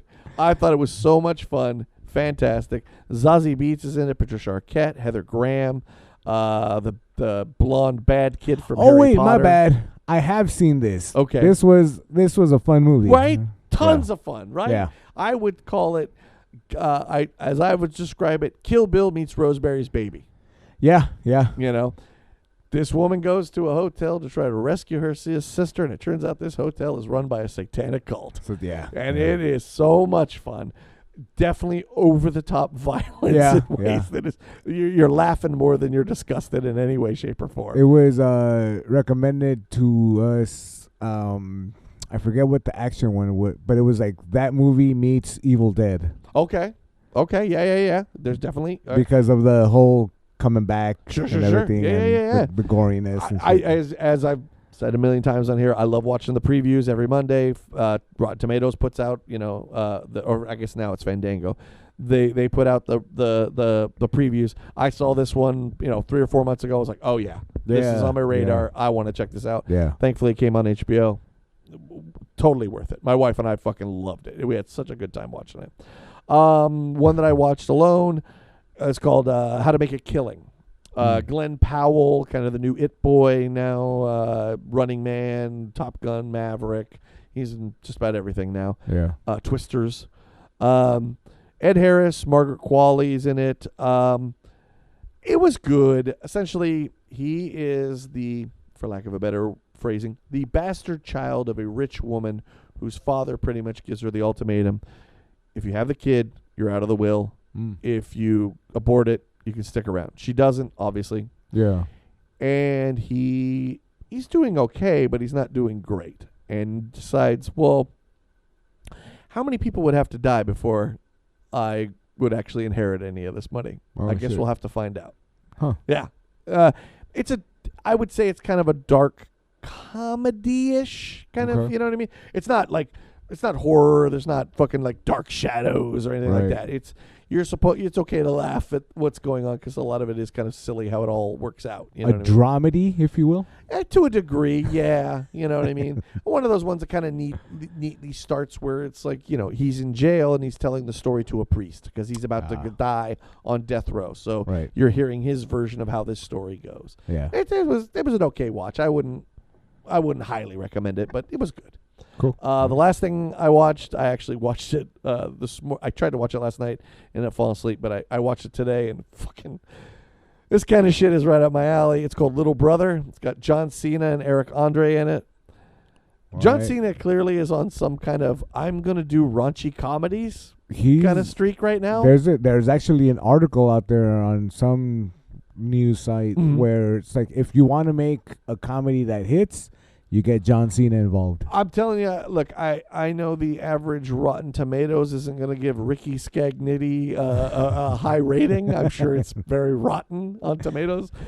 But if you like fucking rude, crude, piss, shit, farts jokes and just like, what the fuck? Yeah. You know, and especially like if you like Eric Andre, Oh yeah. I think you can tell where a lot of these jokes are going to be going in general. Yeah. You know what I mean? I thought it was fucking hilarious. I laughed my ass off. You know, Nice. like, it's not, as I like to say, this is not Citizen Kane by any stretch of the imagination. It's not a great movie. You see where all of this is going most Yeah. of the time, but you just love the ride because these two do some shit where you're like, are you fucking kidding me right now? Nice. All right, Yeah, cool. I All absolutely love it. That was the last thing. How about yourself? right. A few documentaries or documentaries, Okay. as somebody called them. One of them was called Maternal Instinct, Oh, yes. which you've seen this? Yes, Okay. I did. Yeah. Yes, So I did.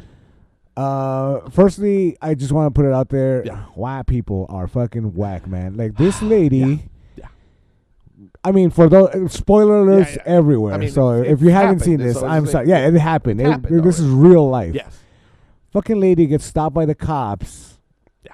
And she's crying about her baby. Yeah. But it's a fucking baby she stole after murdering like Yeah. her friend And cut out of her. and cut out of Yeah. her. Steal would be nice. Yeah, yeah, yeah. She cut She out the stole fucking from baby the womb. from the womb. Yeah, she left the mom Yeah. of the baby in her garage, Yeah. while the family, the friend's family, came and found the body, Yeah. and then, wow, yeah. Yeah. So that whole thing happened. I guess there's 4 of them that people have kind of pointed to, where it's like, these are 4 fucked up individuals. That was one of them. Yeah. That was. The Crash I watched. Which, Yeah. This one, I don't know. I definitely think bad person. The girl The girl. driving. Yeah. Yeah. I would, again, from what we see, Yeah. probably due to bad parenting. Yeah. Yeah. I have a hard time with the idea that she was found guilty, which is to say, she no doubt killed them. Yeah. She ran a car into a wall at 100 miles an hour. I just didn't feel, though I have heard from some ladies that I work with who very much were upset when I said this, that there are other places to look for some information that maybe will make me feel differently. Yeah. I just felt like for putting somebody away for the rest of their lives, potentially death row, though she did not get, right? Right. Yeah. Because I think it was manslaughter. I think so, Yeah, but she's not getting out of jail. She's not getting out anytime. She goes anytime up for soon. parole, but chances are that's like she'll be like 30-something years Yeah, old. yeah. Okay. I just felt like at least what was presented, I felt like they were doing like the idea that she went to, she went to a concert months after the accident. Okay. I mean, you're allowed to live your life. You're allowed to go to do things. Oh, look at the makeup she's wearing of a dead person. And then everybody's like, yeah, that's what the rapper guy wears. And that's what they were emulating. Right. I just felt like if this is your evidence, I'm not totally convinced that she committed murder. Let's put it that way. Right. Yeah. You know, based she definitely off of, killed them. based off of what was shown in Yeah. the documentary, I don't. Just off of that, Yeah. you know, I wouldn't necessarily throw the book at her. Right. Maybe some of the pages. I think Right? maybe that's yes. But I do think their death is her fault. Oh no, Right? Like- there's no question. like Again, that's- this is like you can be driving drunk and kill somebody. Yeah. It is your fault, but Yeah. you did not step into a car and say, "I can't wait to murder someone." Right. Right. And I think like, and again, there's also the weird like, why did she take the corner? No problem, braked, and everything was fine. Yeah. This yeah. idea that she passed out. Well, hold up, that street's not straight. It's Yeah. got a curve. Yeah. You passed out, but you kept the curve? What, Yeah. Jesus, we hit you in Indy cars. You know what I mean? Like, how is that? Again, I just felt like when I watch a lot of these, especially court cases, Yeah. I think to myself, one of the things that, because of one that I know impacted both of us, the West Memphis 3. Yeah. I remember Henry Rollins, his quote all the time was, "I'm not saying they didn't do it. I'm saying that I have not seen sufficient evidence to make me think that they have done it." Do you know what I mean? Yeah. And it is to say, I'm not saying she didn't kill them. She clearly killed them. She ran a fucking car into the thing Into at the 100 wall, miles an yeah. hour. She was the only one with the seatbelt, and that's why the other two died. Yeah. But I don't know that she went, tonight I'm going to kill them. You know what I mean? Yeah. And yeah. that, to me, when you put someone away for the time that they did, it just feels like, God, I hope you're right. I hope you're right. You know what I mean? Yeah, I mean, that's ultimately when we're putting the fates of people in the judicial system. Yes. That's, you know. There's always a, which There- again, this is why a lot of people push back on the death penalty, because we Sure. could be wrong. Right. Even if she spends her whole life in jail, at least we didn't kill her and find out later we were wrong for doing it. Right. Yeah, and I also think with these Mhm. documentaries, specifically with these, Yes. they are being presented to shock. Thank you. Right? Like Thank they you. are shockumentaries. Like they're not. Like they could have edited out the end where she says what she says Right. and then turns to her attorney To and the says, attorney. because to me, I don't have a problem with that. She is looking Right. to a person who is there, you hope, in her best interest to say, look, don't say this and don't say that because you will incriminate yourself. Right. But unfortunately, you play that and certain people go, see, she Yep. didn't mean any Yeah, of it. and I it's like, wait a minute. I think they're doing that on purpose. Oh. You know, I mean, obviously because they put it out that way, Yes, right? Like yes. that's. Yeah, I think they want, especially Netflix now, Yeah. because Yes. Netflix does make a lot of kind of trash TV. Like you a lot know? of murder porn and a lot of these true Yeah, crime yeah. porn that people, and I am one of them that sometimes watches these and goes, ooh, I think I need to take a Silkwood shower because I'm feeling a little dirty right now.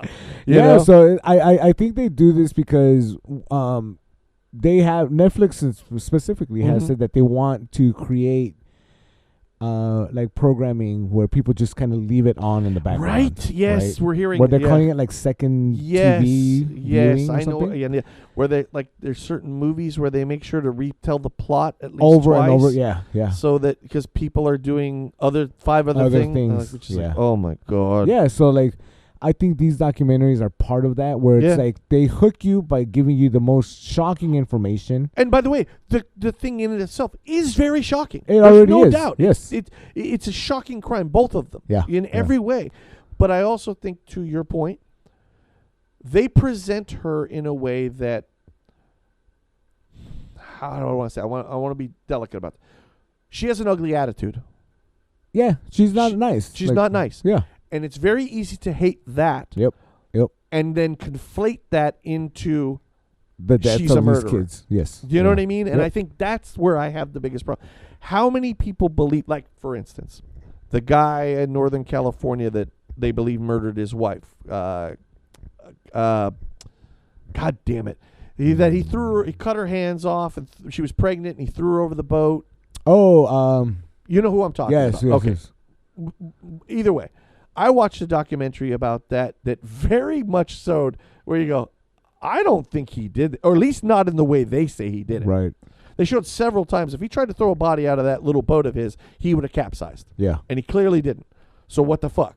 Yeah. And there's very little evidence that points to him, but there is some evidence that points to the town they live in ain't so nice, and she very easily could have been kidnapped. Right. So all that is to simply say, but he's a scumbag because he cheated on his wife while Yeah. she was pregnant. Yeah. Yep. So it's easy to hate him because of that. So therefore you go, that makes him a murderer, Yep. and I don't care about Yep. the rest of it. And Yeah. I felt like this documentary did that with her. These documentaries, the ones I just mentioned, including the next one that I'm going Yeah, to talk please, about, I please. think that's what they do on purpose. Oh. They only give you maybe 3/4 of the pie, Yes. right? And then the 1/4 you kind of have to go look for it Yes. elsewhere, and then you find out like, oh, that wasn't the entire picture. Like what the? And I will say, with the one of the woman who murdered the woman and stole her child, yeah, with that one, I think the parts of that bother me is this woman is clearly mentally disturbed, oh yes, and we don't seem to talk about that right, enough. right. What I did like on that documentary that I see happening more in documentaries now that I think is a responsible thing to do Yeah, is to not just focus on the crime,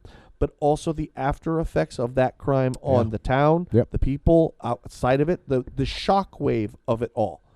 allowing victim families to speak on it and so on and so forth. I want to see more of that because shouldn't just be about, isn't she a bad person? She's shocking. You know? I'm very thankful you said that because that leads me into the next one that I watched, which was Unknown Number. Oh, I don't know this one. It's also on Netflix. Okay. It's another one of these kind of trash I gotcha. documentaries. Again, I after a few of them, I'm like, okay, Aaron, you got to go scrub, and you're gonna stay away from them. There's what is it called when there's 4 of them? I know the trifecta is 3. Quadrifecta, I guess. Sure, Let's go with that. You know, isn't that rehearsal room? Isn't that the name of the Who album? I think Quadrifecta? Quadrifecta. Yeah. So, Unknown Number is a small town in Michigan where it's such a small town that all the kids are in one building. Okay, I think I saw the preview. Go ahead. Kindergarten through 12th grade, yes. right? So everyone knows everyone. And by all intents and purposes, by all accounts, no one hates each other. There's drama, but it's, you can easily kind of pinpoint who it's coming from. Because they're small. Because it's a small town. Yeah. Gotcha. All the parents know each other. Yeah, the parents are very involved with their kids to the fact where, like, if the kids have sporting events, all the parents are there. Okay. Right? Okay. But then a couple, a young lady and a young man, they start going out and they start getting text messages from an unknown number. Okay. Right?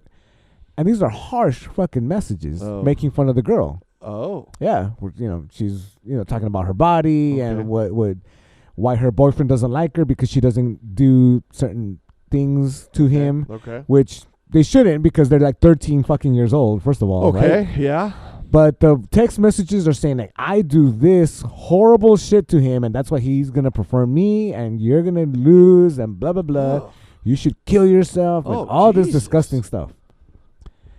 And the town and the kids, they all try to do their due diligence. Who could this be?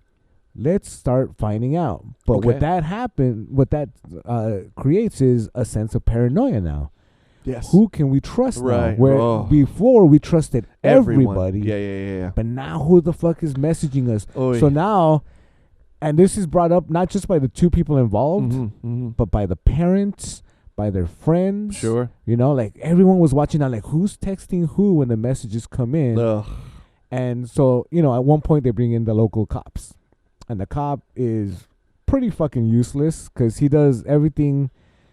It's like if you put Shaggy on the case, and he's like, "Gee, I wonder if we rapper or not the rapper." Okay. That would have been awesome. Yeah, that would have been entertaining. We definitely know one thing: it wouldn't have been him. Yeah, exactly. Yeah, so when he couldn't do it anymore, he gets the FBI involved. Oh, and they do. That's a big step. Yeah, right. And I'm like, fucking finally, because we're in the thing. We're like halfway done. I got you. It's one episode, so okay. Gotcha. 1 hour and a half. You can fucking do it and get out. Okay. But when they brought the FBI in, and the FBI did the thing that I really wished the cop would have done, search warrant the phone company, get the cell towers, who's pinging off of what at that given time. I mean, in this cop's defense, cell phones are only 30 years old. So how would you know how to do that? Anyway, yeah. Yes. I mean, yeah. And this is... And he'd have to do his job. This is Anytown, Michigan, USA. Right. So, like, but yeah, so interesting. It comes back to one person. Uh-oh. Now, again, spoiler alert. Okay, it happened. please. It's real life. It's all right, yeah. The mom of the girl who was being affected the most is the one sending the messages. Her mother is sending her own fucking mother. What the fucking fuck? Yeah, dude. And in the documentary, she's actually telling part of the story, like, oh, this horrible stuff was happening to my daughter. My God. Yeah, man. And is there a reason given? Apparently, according to the mom, so they were all part of a group text, and there was a Halloween party, and the girl being affected, I think her name was Lauren. Okay. She wasn't invited. Okay. But the boyfriend, Owen, invites her anyway, and there were, according to the mom, somebody sent messages to the group chat saying, like, oh, we don't want her around. Okay. But then they never found out who that person is. But the mom said, I'm going to start sending these messages so that I can find out who that original person was. Oh, my goodness.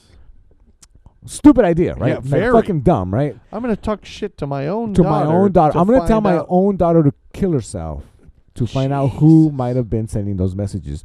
But the FBI guy, he's like, all of the messages came from the mom. Ugh. So there was never another person sending them. Yeah. the fuck? So when you say that the townspeople also have Oh comment, like all the other moms and all the Oh. other parents are like, what the fuck? We let them into our lives. yeah. The mom had access to all of our kids. Yeah. She, and get this, she wasn't working at her jobs for like a year and a half. Oh my goodness. Had experience in IT, so she knew how to like hide her tracks. Oh shit. Right? Lied to not just obviously the townspeople and Yeah. her daughter, but to her own husband as well. Oh my goodness. And on camera, the cop has the mom and the daughter Uh-huh. and the husband, and the mom is, and he's telling the husband like, yeah, your wife did this, and the husband's going ape shit. You gotta get fucking out of here. You can't stay here. To the wife. To the wife. Oh, good for him. They put the wife away for about a year and a half. Oh. She gets out, but she was contacting the daughter the entire time. Oh Now this my is God. keep in mind these are 13, 14-year-old kids. Wow. Right? Oh my It is goodness. heartbreaking what the little Yeah. girl is going through, because she admits, she's like, I want to have a relationship with my mom, but I can't because I don't trust her.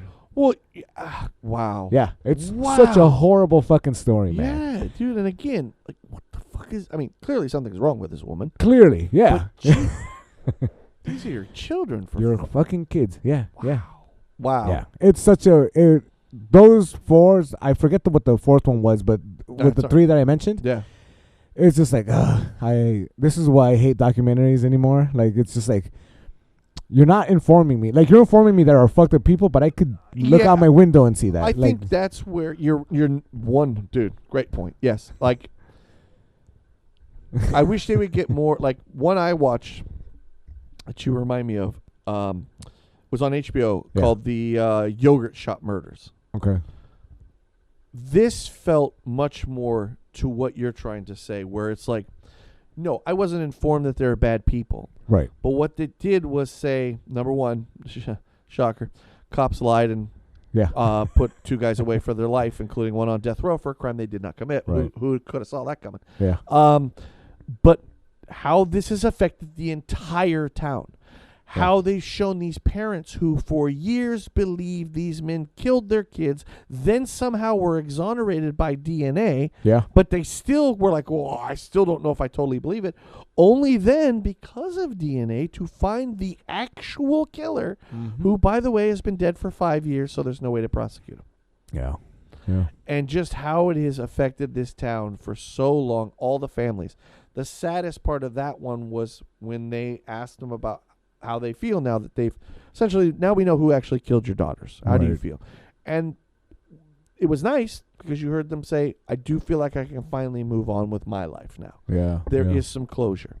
The part that was shitty, especially when every one of these people, for the most part, I believe all of them, I know definitely some of them, like to call themselves Christians, Oh yeah. Yeah. then are asked, and how do you feel about the boys who lost 20 years of their life? And one, and by the way, you don't just lose 20 years of your life, you lose your whole life. Your whole because life, yeah. You are the guy connected to this thing. Always. Yeah. Always. And there are some DNA schmeana who are never going to believe you. You Right. know what I mean? Yep. Well, why would you confess if you didn't do it? Yep. That kind of bullshit. Yep. And they asked them, what do you think about them? And I don't. Yeah, I just try not to think about them. Yeah, of course you don't. Yeah.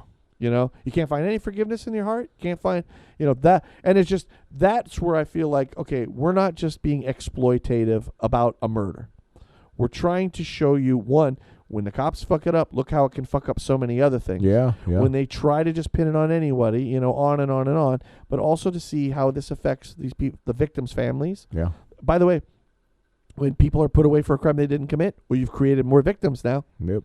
Yep. Them and their families. Yep. So I am with you. I appreciate documentaries that do a lot more of that than are just this exploitative, Yeah. like, yeah. bad breakups. And it's like, yeah, I'm good, man. You know what I mean? Yeah, like I don't need like a poop cruise documentary. Right. I honestly don't. I like don't. It was funny, but like, come on, man. And again, I'd be lying to say I am a bit hypocritical because I do watch some of them. Sure. Yeah. Because they are tantalizing. It's Of a course. cotton candy that I do want to eat from time to time. Yeah. But you're right. I do walk away sometimes feeling a little dirty and going like, come on. Right. There are better. And you're right. Ultimately, the thing I love about a good documentary, I walk away feling like I've learned something. Yeah. And yeah. these are not them. Yeah. So I did watch one more. Well, I have two more things. No, please. The other documentary I watched was Dark Wizard. Yes. Did you watch this? I did. Okay, so this made me cry. No, it was. So it's on Dean Potter, who is a free solo type of guy. Yeah. He scales El Capitan, or El Cap for those who are involved. For the cool people. For the cool folks, yeah. I knew Amy was gonna like this because this is the stuff that she wants to do now, and I'm fucking just dying inside that she wants to do this. Fuck that shit. Interesting guy. Yeah. Very eccentric, obviously, right? Because for one, they don't have a stable presence in their life, right? Like especially this one I know person. Yeah. Very erratic as far as his personality goes. He was very on and off.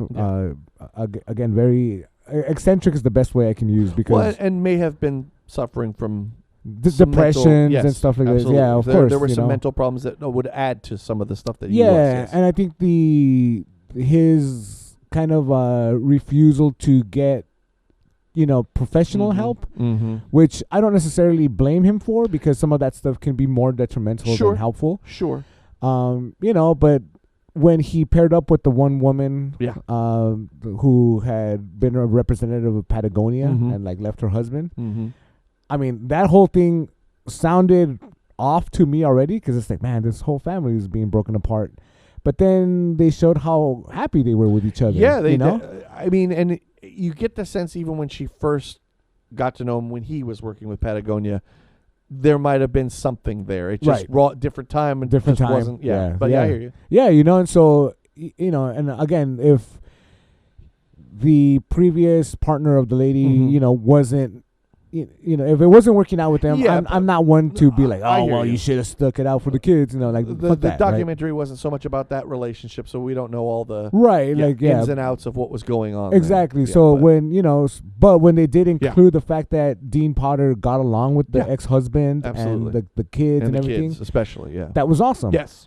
And then he starts doing the gliding. Yeah. And oh boy, I think what was interesting in that too was you did see growth in him.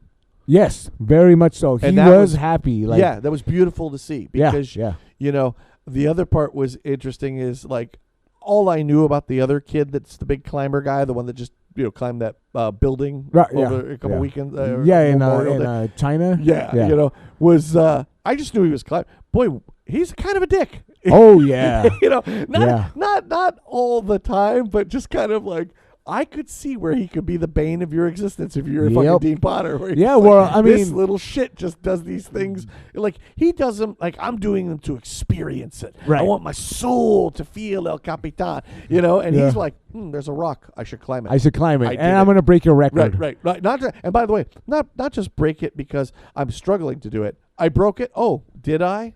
You know what I mean? Like, wow. This old thing. Yeah. Oh, was that an hour faster? Look at me.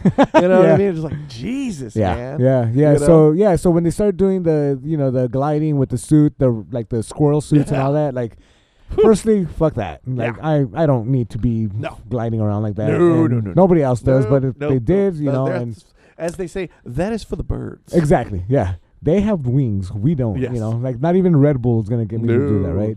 I was telling Amy, I remember hearing about Dean Potter because of his first trip down with his dog. Okay. I remember being able to see that still too, So when they went and did that, I forget what the last place they went to is called. Yeah. With the ring that they tried to go under and all that.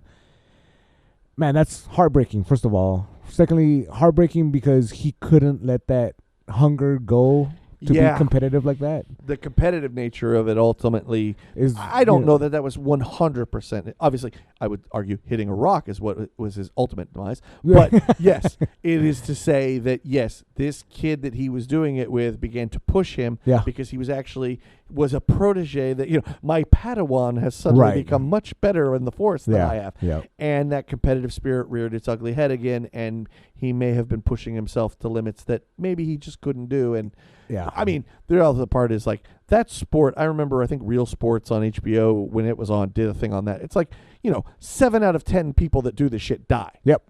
Like Yeah. death in that sport is not like new. It's just a matter. It's not just a if, matter of it's a matter time. of when. Yeah. Yeah.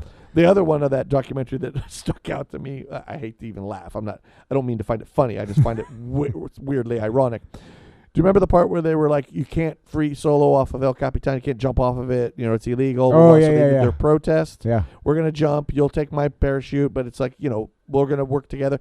And then the woman who decided, well, I don't want them taking my parachute, so I'll take somebody else's parachute. Yes. And she dies. Yep. And their whole thing was like, the reason we don't want you to do it, because what if one of you dies? And it happens on their protest. You're just like, Yeah. oh my God, dude. Yeah. Like, oh. That's fucking horrible It shit. really is, man. Yeah. But also this, like, I don't know if I'd put it in a Alanis Morissette song, but it is a bit ironic to say the least, Just crazy to think, like, in this moment of trying to prove a thing. It's on the B side of it. Yeah. In this moment to prove a thing, you actually proved them correct. Yeah. you know? Yeah. It's fucking tragic. It is. And I think the part that got to me is the fact that he had it. Like, he had the gates to the kingdom. Yeah. He had the family that I think he needed to make him happy. He certainly seemed happy at that moment. And then when he got back into the game and was trying to push himself to prove it to himself that he could still do it. Yeah. It's just like, God. It all came crashing down. It all literally came crashing down. Well, and then, again, it also was, he wasn't, let's be completely honest, he Yeah. wasn't competing in a Parcheesi game either. Right, I mean, yeah, this he's is doing very dangerous the shit. highest The of reality stakes. is that he should have died 15 other times. Definitely. Like, know? I mean, when he was doing the no God. rope up of Capitan. Yes. I'm just listening to it, Well, and I'm like, doing no, the balancing on the rope in China. that was Are you gorgeous. I fucking mean, crazy? not that one. The one where he's balancing with the moon in the background. Yes. No. That whole picture, the I thing that could- got him kicked off of Patagonia. Patagonia. Yeah. Yeah, No, that- off of not Patagonia in Utah. It was the Ark. No, but he was signed to Patagonia. And Oh, they yeah, kicked yeah, him yeah, off yeah, yeah. because everybody believed that Yeah, was like yeah. sacred. And The you shouldn't have Delicate done that. Ark, I think it's But, called. It was beautiful. I agree. Like, that was the difference between him and that other kid. He saw what he was doing as It art. was art. Yeah. The other kid was just like, I'm just climbing rocks. Yep. You know. Yep. But yeah, no. Yeah. A very tragic story. Very interesting story. Yeah, And it had a that's- really a story arc. I mean, it going into it. You're like, oh, this isn't going to end well, right? Right. Okay. Yeah. So you're kind of prepared for it, but nonetheless, yeah, very sad. You're at still the along end, for but the ride. Yeah, I yeah. thought it was well done. Yeah, it was one of super well done. Dark Wizard. HBO. Dark Wizard, Fantastic. HBO, yeah, fantastic. And he does have a dog. The dog that I mentioned, him gliding down, Yeah. makes an appearance after Dean Potter's death, and Yeah. it is very sad. Yeah. And I fucking cried like a baby No, at it's- that. It was fucking beautiful. It was a good one. Last one I got Please. is Backrooms. Oh, good. Okay. Backrooms is fucking awesome. Awesome. It is Good. awesome, especially I know visually there's more for people to see. Sure. I mean, But the story Yeah. is actually very depressing. okay. I don't know if you have plans to see it. Not in the theaters. I okay, doubt it. all right. I'll probably wait till it comes on a stream. There is kind of like subtext in there Okay. about the main character and his alter ego in the back rooms. Okay. I'll save that for when you No, that's watch fine. it. But Yeah, it's it's such a good movie. Good to hear, because I was very excited about it. Yeah, I like that these studios are taking these chances with like Yeah. Obsession, Backrooms, Yeah. and stuff like this because, I as much as the next person, I like IP work. Sure. but, let's Yeah. get some original ideas in there. Absolutely. But to And- be able to take something that is such a weird thing on YouTube Online, and make yeah. it a movie, Yeah, it's awesome. and it's good, That's good to hear. And produced by Osgood Perkins. Oh, really? Okay, Yeah, okay. yeah. So Oh. when I heard his name up there, I was like, oh, good. Right on. This dude's getting his. I'm glad to hear that it was good because Yeah, it was awesome. I got some Yeah. high hopes for it. I'm very Yeah. excited to see it whenever I do, Yeah, highly recommend. even if so. it is between my fingers as I shield my eyes because I'm too scared. I think you'll be okay with this Okay, one. It's good, not good, so good. much horror. Like there are some gory I parts, gotcha. but it's just more the liminal spacing Yeah, no, inside. that and anticipation of coming around a corner. Yes, That's the only thing I hate about horror movies, which is what horror movies are. horror movies are, yeah. But yeah, I highly recommend. Right it. on. Yeah, but what have you been listening to? Quite a bit here and there. Old stuff mainly. In this way, I went down another Waylon Jennings rabbit hole. I can't get enough of them. Fell in love with that Engine Kid Angel Dust album again. Actually went ahead and ordered it. Got it a couple days ago. Since we have talked, my Neurosis album showed up. Same. So that was in the car for a good week before I took it out. Still amazing. Still phenomenal album. One of the things that I have, after listening to it 50 times, that I have noticed is, trying to place it in their catalog, if you will. You know what I Yeah. mean? Like, they are a band that, let's be honest, progresses. Sure. They don't stay in one place all the time. They're always moving forward on what they make. But it was one of these things where I go like, where is this in their kind of repertoire, in their Yeah, discography?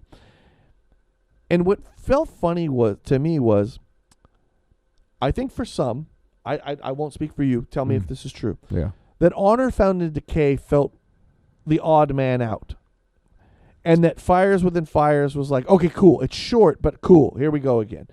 But now hearing an Undying Love, I feel like Fires Within Fires is the odd man out. Yeah. That this feels Yeah. like the logical progression from Honor Found in Decay. Yeah, well, I don't know if you recall, I had said Fires Within Fires seems like a rush job. Oh, for sure. No, Right? no. Like, I definitely agree. But I just remember when Honor Found in Decay, I didn't hate it Yeah. in any way, but it felt like I saw that as an album that felt like it was going to be the how do I say, doorway album, which is to say this is where the next step, the next evolution is. Okay, yeah. Because yeah. you got a lot more, I'm blanking on his name now, of the keyboards. Noah? Noah. You got a lot more Noah on that album. Yeah.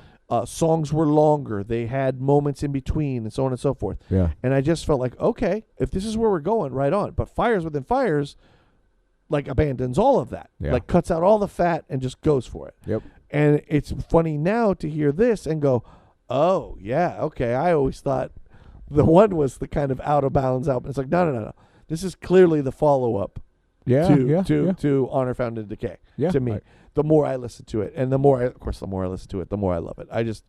It's so good. It's in the car right now. Again, it's I do think this new album has a lot of elements from previous for sure. albums. You For know, sure. like it has maybe the anger of Souls at Zero. Sure. You know, a lot of the intensity from like Enemy of the Sun Yeah. and Times of Grace. I would you even know? say like kind of the Eye of Every Storm and some of the more slower ambient definitely middle yeah. parts of songs. Yeah, and when they get into the kind of storytelling Mhm. aspect of it, Mhm. I hear a lot of Through Silver and Blood and Yeah. that, you know. Yeah. Oh, for sure. So it's I mean, their DNA is in everything. Yeah, they yeah. always carry it along, even though they progress. You know yeah, what I mean? yeah, For and, sure. yeah. This album 100%, has been great. I've been endlessly listening to this. One that I actually interestingly kind of reconnected with. I did not like Ghost Reveries from Opeth when it came out. I just kind of heard it, put it away, and never kind of listened to it again. And I just said, yeah, let's reconvene on this one. Let's check it out again. And Yeah. about 2 songs in, I was like, you're a fucking idiot. So needless to say, I ordered it. I got that coming. Yeah. I listened to the new Butthole Surfers album after okay. The Astronaut. I dig it. It definitely feels like something that's going to take a few more listens to fully absorb. Yeah. I'm interested to see what Butthole Surfer fans feel. I know like Electric Larryland was people kind of. I love that album. I think that one's good. Yeah. But it's definitely more electronic. You're not getting any, who was in my room last night or something like that. Right. You're not getting any like kind of acoustic guitar folky stuff. It's way more electronic, but I dug it. I thought it was pretty cool. It's psychedelic without being like a bad trip, more of a cool, like light, here we go kind of trip. Yeah. Where, yeah. bundle servers are kind of known for a little more of a, oh shit, what did I take and how long do I have to ride this out? The new Warning, Rituals of Shame. Oh yeah. Yeah. Fantastic. Okay. Cool. Really good. I haven't heard that one yet. I really like it. I really like it. His vocals have changed a little bit. I just saw an interview with him. He's saying I can't hit the notes I kind of used to be able to, but Right. really, really good. It's always wonderful to hear that voice come out of that kind of heaviness. Yeah, and just his vulnerability and the things he sings about. I never get enough of him. I didn't hate 40 Watt Sun, but I just felt like it's not where I want to hear that voice come out of. So I'm very excited that Warning is back, to say the least. Yeah. The last one was actually guest of the show, Dan Kaufman.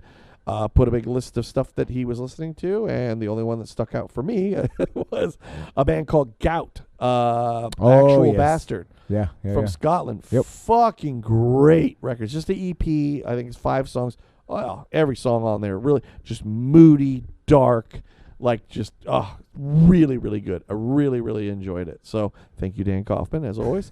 Even if it's 1 out of 12 bands that you put up, I still, hey, you're still doing fine by me. Yeah. So that's it for me. How about yourself? Well, Dan Kaufman, Right friend on. of the show, Right on. recommended one of the 12 bands that he put up. Right on. Was called One Eye, One Leg. Yes. The album is called Crone. Yep. Fucking great. I did Great, give it a listen. Didn't hit me as hard, but yes. I did good like stuff. it a lot. I'm a fucking sucker for like ambient droney, especially when it's very minimalistic instrumentation. Yeah. And a lot of vocal work. Especially like anything that sounds borderline witchy. Yeah. I'm gonna be fucking into. It's dark. Yeah, so that one kind of hit hard. I've been going back and listening to actually another podcast. I forget the name, but it's like a couple of older guys. Hey, Okay. just like you. But they Not like us spring chickens. Yeah, but what they do is they select punk 7 inches and kind of just listen to it and then review every song. Oh, on them. okay. Very informative, very funny. They're Right from the on. East Coast. Okay. But the one that got me kind of hooked on their show was they listened to the band Doom, Oh, okay. which is kind of a crust Yeah. punk band from the UK. But the Also, one of those bands you're very disappointed in if you don't know their crust and you hear the name and you go, "Oh man, yeah, I'm in for they some love Doom slow, so- heavy yeah. shit. Yeah, they love Doom so much they called themselves yeah, Doom." yeah. Hey, wait a minute. Yeah, they were listening to one of the most popular EP, which is Police Bastard. Okay. Anyone who is ever into crust punk knows the one I'm talking about. It's Okay. got the the British Bobby cop Oh doing yeah, the yeah. fingers, I know that. right? Yeah, even I. And then he's got the swastika on his Yeah. cap, and so they talked about the history of it, the people involved, Right and on. I made a post about like the people in Doom who recorded in Doom, not giving a shit about being in the band Doom. Because none of them really talk about it. A bunch of them went on to make like weird industrial metal afterwards, and not really talk about being in Doom at all. So it's kind of weird, but that fucking band for me is one of the best out there. Right on. I've been listening to Mission of Burma a lot, which is one of the old kind of screamo bands from DC area. I know the name more than anything else. They're great. I Alright. would recommend them. And I know you've been getting into like the kind of like the screamo hardcore type stuff. Yeah, I'm still not quite sure. There's another one that I would throw out. Uh-huh. Not necessarily screamo, but Ink and Dagger is really good. And I think you've mentioned them before. yeah, Ink and Dagger is awesome. Eric Andre is actually a part of that band, or was a part of that band. Oh, okay. Their music's pretty cool. So Right I've been on. listening to that. But I've also the last couple items, two of them are books and one is another podcast. Right on. I have to lament the loss of this podcast. Okay. They were called Knowledge Fight. Okay. Rest in peace to that podcast. Very informative. They actually kind of took all the misinformation that Alex Jones and InfoWars was putting out there. In Knowledge Fight being a play on InfoWars. I like Yeah. that. Right on. Doing the Lord's work. Yeah, right yeah, there, and man. like they actually detailed all of Alex Jones' trials when he Oh, was going nice. up with the Sandy Hook folks. Oh, good. And anything that he would ever put out on the air, they were like, "Well, here's how he's lying to you." Wait. Yeah, exactly, right? What? Yeah, so the Fluoride doesn't make the frogs gay? So after 9 years, they called it quits. Oh, okay. Kind of a heartbreaker the way they did it, but I get why they did it. Okay. The two hosts, Dan and Jordan, Mm-hmm. they unfortunately split. I don't think in a very amicable way. Bummer. Yeah, but it's because they're holding strong to their beliefs, which I Okay. really respect. Right on. And if anyone's interested, I do side with Jordan's take on what he was saying. So I'll leave those Easter eggs out there for Right. anybody who's interested. And then lastly, I've got two books. Right on. One is Gravity's Rainbow, which Okay. is the fucking weirdest book. I'm not going to try to tell you what it's about because Well, yeah, it's that about title so alone many is things.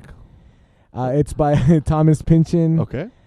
And it is one hell of a fucking read. Right on. Fiction, I'm assuming. Yeah. Fiction, Okay. yes, very disgusting fiction in some Okay. parts, but there is a story of corruption and loss, depression. It gets into political stuff at some points, All but right. it's just all over the place. And the way Thomas Pynchon writes is very beautiful. His prose is just gorgeous. It's just awesome. Other books by him? I mean, there are, but I have no idea what they are. I just wondering if The only reason, and I'll be honest, No, the no. only reason I got into him was because somebody recommended another difficult book called Infinite Jest. okay. And I saw how many pages that was and said, nope. And then the next book to come after that was Gravity's Rainbow. Okay. So I said, that one sounds cool. I'll listen to that. Right on. And 60 hours later, I'm more confused than ever. Yeah, so that Gravity's Rainbow is kind of a cool band name too. Yeah, right. Like it sounds cool. And then I started reading H.P. Lovecraft stories again, Oh, right just on. because No, you don't have to give a reason. I exactly. I just wanted to read spooky stuff. So Right on. H.P. Lovecraft it is. Yeah, and that's what I've been into. Right on. Thank you, folks, for joining us. Always. Sorry about the lag there, Hey. but we'll be back at it. Let us know what you think about the sellout thing, and if you have any recommendations as to what we can watch, let us know, and we'll catch you soon. Later. Howdy, folks. Thank you so much for spending time with us here at the rehearsal room. If you've got any recommendations you'd like for us to check out, whether it's a band, a movie, or anything else you think we'd be interested in, you can write to us at therehearsalroompod@gmail.com, all one word. We're also over on Instagram or Facebook, or even YouTube. You can also find us on any of the popular platforms for podcasts. And if you happen to know anybody that would be interested in any of the subjects we're talking about, please make sure to refer this show over to them. Make sure to like and subscribe wherever you listen to us, and we'll catch you soon.